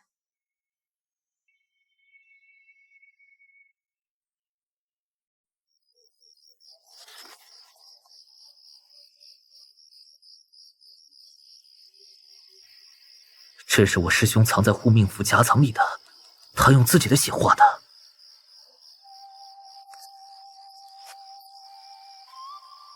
10个点，分布很有讲究啊。城北乱葬岗，城西废弃义庄，城西老井，城东枯河，全是巨阴之地。那9个叉是什么意思？师兄旁边用密文注释了：炼化阴年阴月阴日生人骨，至于极阴之地为阵眼，再以母子连心血为引，魂魄为灯油，点燃锁魂灯为阵法功能。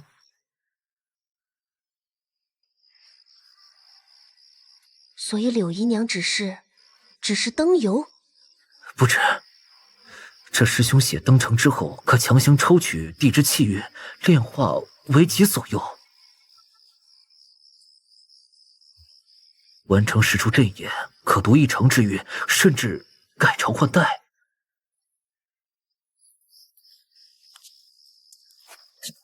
难怪国师那么淡定。陆昭毁的锁魂灯，恐怕里面的魂魄早就燃尽了吧？柳姨娘母子被超度时，那缕残魂弱的风一吹就散。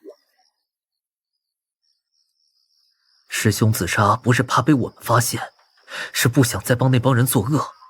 可他不知道，那些燃尽的灯，那人根本就不在乎。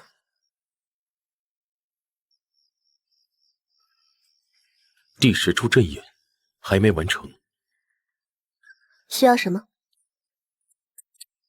这阴年阴月阴日出生的人作为活祭，还有新鲜的母子连心血。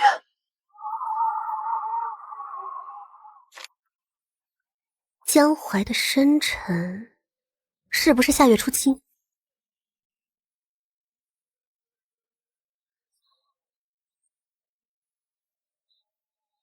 国师，陛下宣您进去。国师来得正好，今日京城多有孕妇失踪的传闻，闹得人心惶惶。正欲命你全权督办此案，务必揪出幕后黑手，安抚民心。陛下仁德，心系百姓，臣定当竭尽全力。只是，臣听闻那位颇通玄术的江淼姑娘与其同伴也在私下调查此事，他们非官府中人，行事恐欠周全，说打草惊蛇，反而不美。臣请陛下下旨，命京兆府协同，统一调度，也请江姑娘等人暂避嫌疑，莫要私下行动为好。朕也有所耳闻，江淼虽有些本事，但毕竟年轻气盛。就依国师所言，此案由你从揽，一应人手由你调配，务必尽快破案。臣领旨。虫子就该待在网里，挣扎的越欢，收网时才越有趣。按你所说，我调阅了近3年京城所有孕妇失踪及死亡案卷，结果比想象的更糟。21起报案失踪，怀孕都在6个月以上，最后找到尸首的只有5起，死因全是意外溺亡或失足坠崖。更蹊跷的是，这些案子最后都被刑部以证据不足或家属撤案为由草草结案。哼，家属撤案，怕是得了封口费，或者被威胁了吧？是英哥，柳姨娘是3年前第1起，之后每隔几个月就有1、2起，像是在定期收割。国师若要完成阵法，现在锁魂灯已毁，他急需新的灯油。王爷，功力急报啊！陛下刚刚下圣旨，命国师全权督办近日京城的多起孕妇失踪案，并有权力调动禁军，搜查任何可疑场所。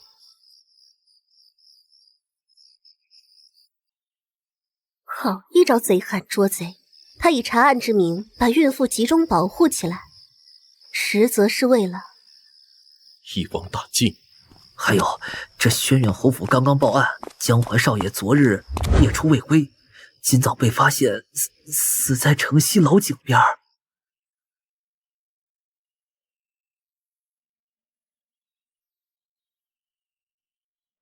我的怀儿啊，是谁这么狠心啊？查，给本侯彻查，一定是江淼，他记恨怀儿，才下此毒手。侯爷，您这栽赃的水平比江景化差远了。我要是想杀他，用得着这么麻烦？一张倒霉符就能让他走路摔进茅坑淹死。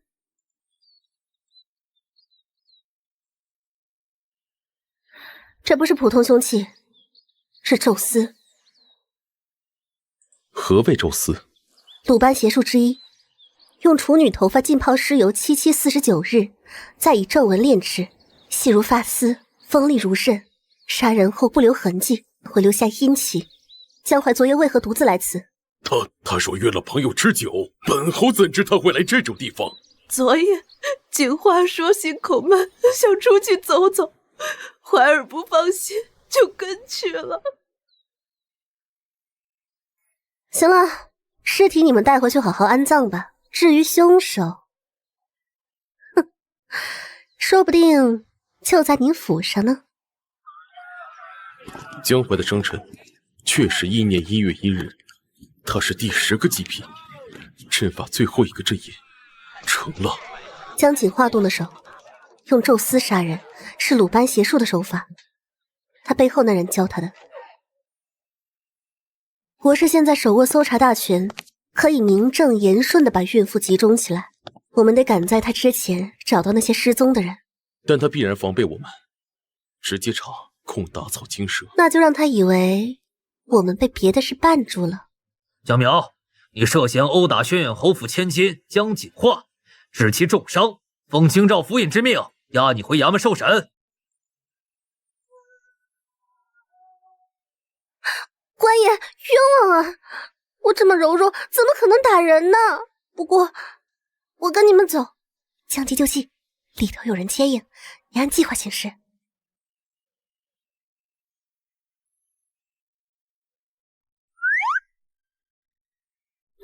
老赵，你这烧鸡味道不错呀，哪儿买的鸡啊？东界刘记特意给您买的。江大师，您真的能救我媳妇儿？你媳妇怀孕7个月，昨天被官府以保护名义带走了，对吧？是，说是集中安置，防拐子。可我一打听，那些被带走的妇人家里都收到一笔银子，说是安置费，我心里头发毛。毛就对了，那不是安置，是圈养，等着宰呢。听着，我让你打听的事如何了？打听到了，那些妇人被关在城北救皇仓，有禁军把守，说是国师亲自选的地方，安全。救皇仓，阴气重，地方大，好布阵。行了，你继续当差，装作啥也不知道。你媳妇儿那边，我保她平安。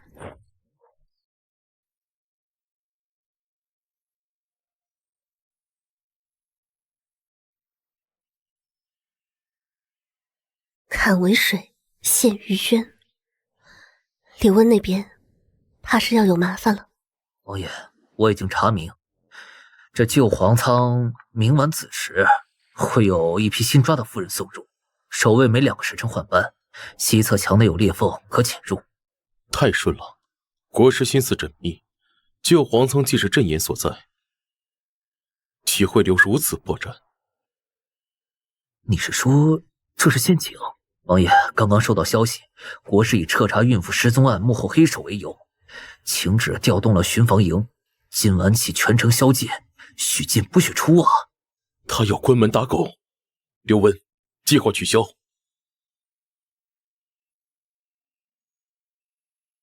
可那些妇人，救人有计，但不能自投罗网，没办法，只能用那个法子了。只要能救人，刘温在所不辞。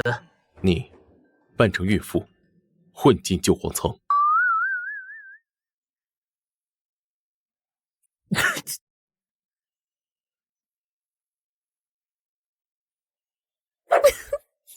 对不起，我没忍住。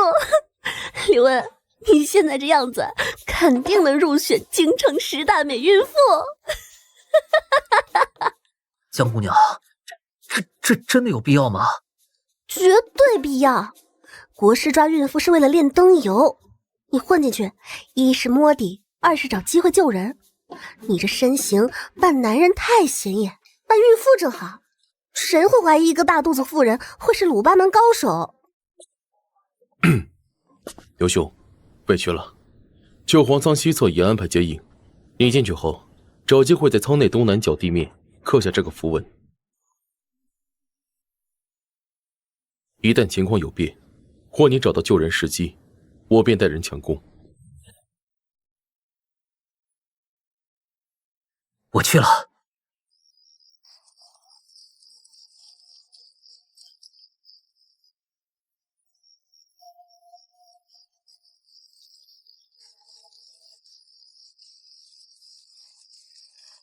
又一个，进去，老实待着，国师大人会保护你们。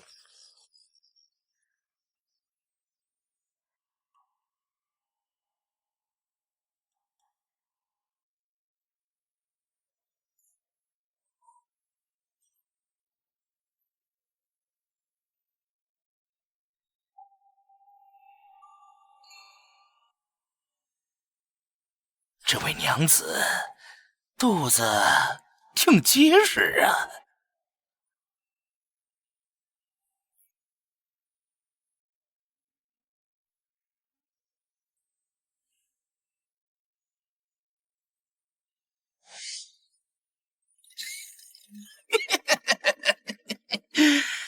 哎呀，咱家摸过的孕妇没有100也有80，你这肚子手感不对呀，里头塞的棉花还是枕头？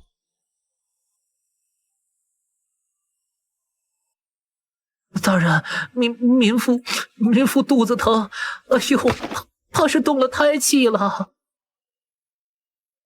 这位姐姐好可怜，动了胎气，正好咱家略通医术，给你瞧瞧。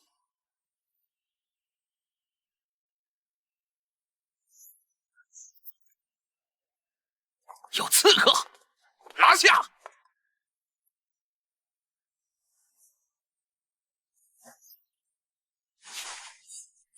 快跑！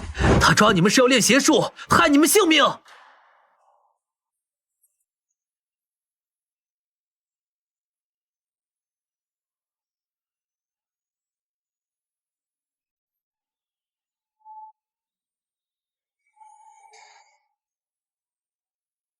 哦，还有同伙，正好一网打。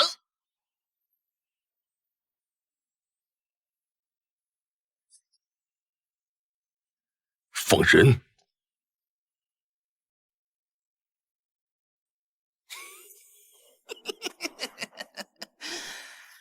哎呀，叶郡主，您这是要造反呢？私闯禁地，袭击官差。本王奉旨协查孕妇失踪案，见此藏污纳垢之所，自当解救无辜。曹少杰，你囚禁孕妇，意图不轨，该当何罪？皇爷，您可知这是国师大人奉皇命设下的保护所？您今日所为，怕是要惹陛下震怒了。拿下！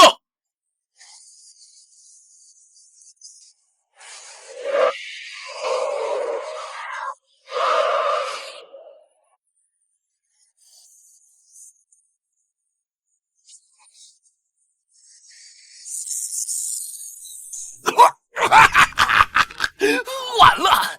正言已感应血迹之际，国师大人成了。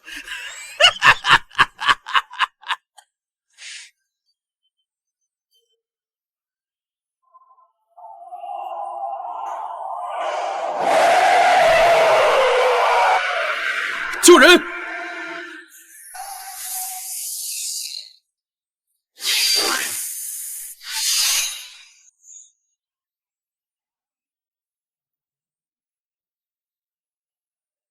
阵法虽然被破，但阵眼已经吸收部分血气，国师必然知晓。不仅如此，父皇刚下旨，命我即刻返回宁州封地，无诏不得入境。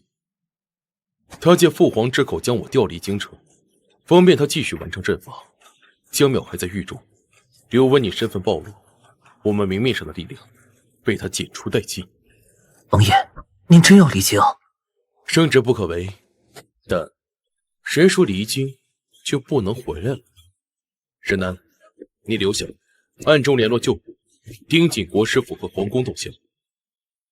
刘兄，江淼那边需要你传递消息，他应该已有下一步计划了。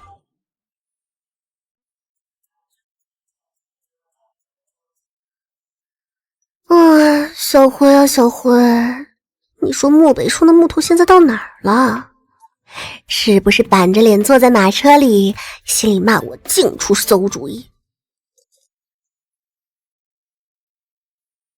江大师，您神了！我媳妇今早被悄悄送回来了，说是查清无辜。其他那些被救的娘子，家人也都接到通知，让去领人。国师那边有什么动静？国师府闭门谢客，但宫里传出消息，陛下昨夜又犯梦魇，今早没上朝。现在朝中事务暂由国师协助处理。协助处理？哼，怕是要架空皇帝了。阵法虽被破了一次，但他手里还有筹码。那些还没被抓到的孕妇，以及江锦花最近在干什么？轩辕侯府那位真千金，听说她因受惊过度，在府里静养。但前几日有人看见她半夜悄悄出府，往城西方向去了。城西，最后一个阵营附近，他是去确认江淮的死有没有完成献祭。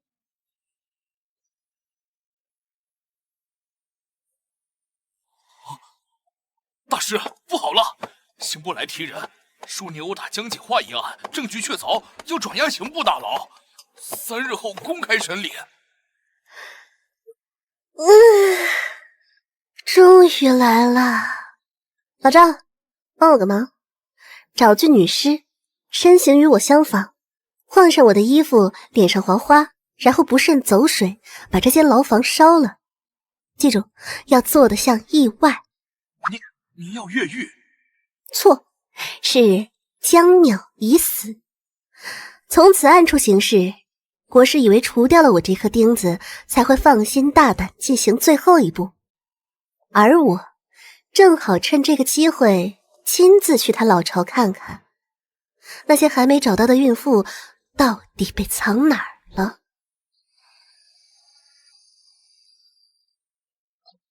江姑娘，王爷已经离京，但沈南留下的人查到，国师在城西有一处私宅，表面是茶庄，地下却常常有密闭车马出入。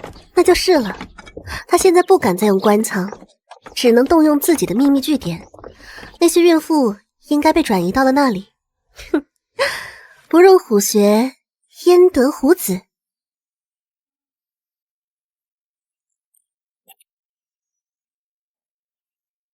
这是换身符，另一张方才已经叫沈南找了个孕妇贴上了，能暂时改变肤色容貌，还能模拟孕妇的血气，保管连国师都认不出。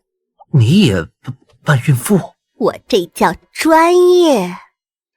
好啦，你继续在明处活动，吸引他们注意。我嘛，去给他送份大礼。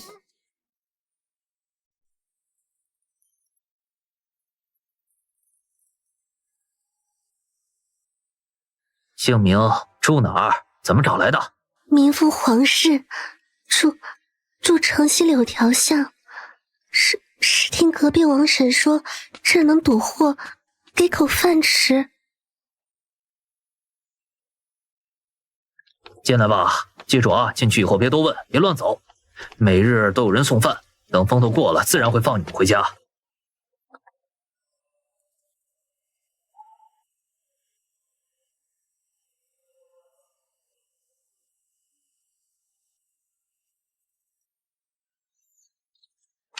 妹子，你也是被请来的？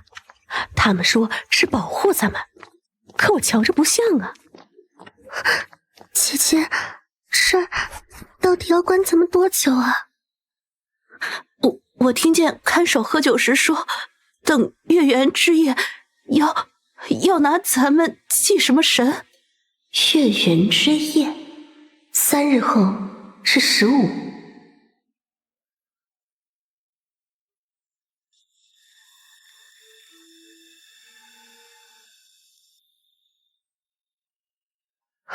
尸魁，果是既用炼制的尸魁做杂役，好引人耳目。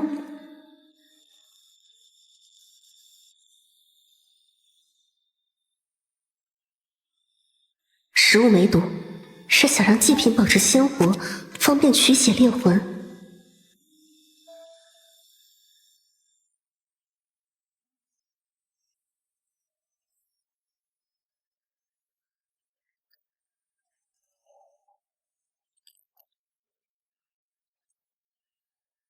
你是谁？为何被困于此？孩子，我的孩子被拿走了，血好冷。你是何时死的？被谁所害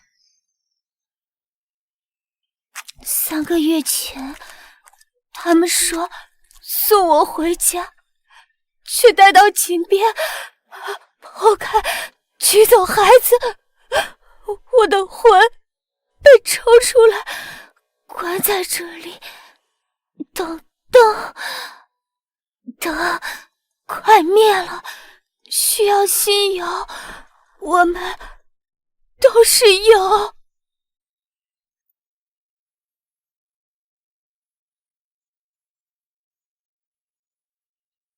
灯快灭了，需要新油。果然，路上毁掉的锁魂灯已经燃尽。我是急需这批新鲜孕妇的魂魄和母子连心血来重燃阵法。月圆之夜就是最后期限。我昨夜潜入茶庄外围探查，地下明确有阴气一处，守卫比表面多上1倍，且暗处还有符咒警戒，很难硬闯。王爷离京前交代，务必在月圆前救出人，但是不能打草惊蛇。江姑娘进去后可有消息传出？她用秘法封住自己的灵气，我感知不到，不过她留了暗号。江姑娘传讯，月圆之夜，阵眼开在老井下密室。月圆就是3日之后，时间紧迫，我们得想办法和江姑娘里应外合。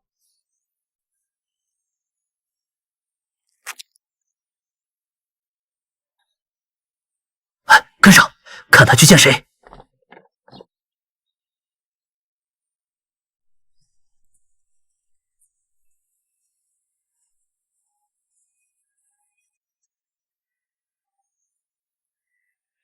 这宅子我记得是国师名下，但平时空置，有结界波动，很隐蔽，这里头肯定有见不得光的事儿。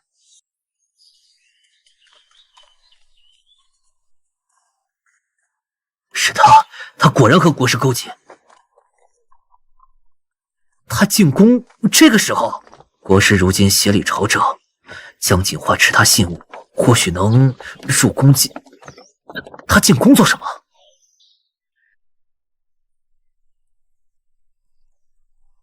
姑娘这边请，国师大人已在观星台等候。事情办得如何？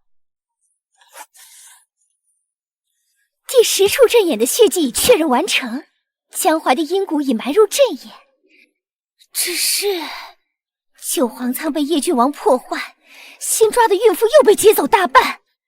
无妨，那些不过是备用油灯。真正关键的主灯所需祭品早已备好，3日后月圆自是正刻。你需在正眼处以4主之身，亲自点燃最后一盏锁魂灯，届时阵法大成，京城气运尽归你我。那您答应我的事？叶郡王的紫微命格，待阵法抽尽京城龙气，自然可嫁接于你。届时你便是天命所归，母仪天下。不过江淼虽死于狱中，但漠北叔离京前必有安排。还有那个鲁班门的小子，需防他们搅局。弟子明白，弟子已布下眼线，一旦发现刘温或漠北叔旧部踪迹，立刻……去吧，3日后依计行事。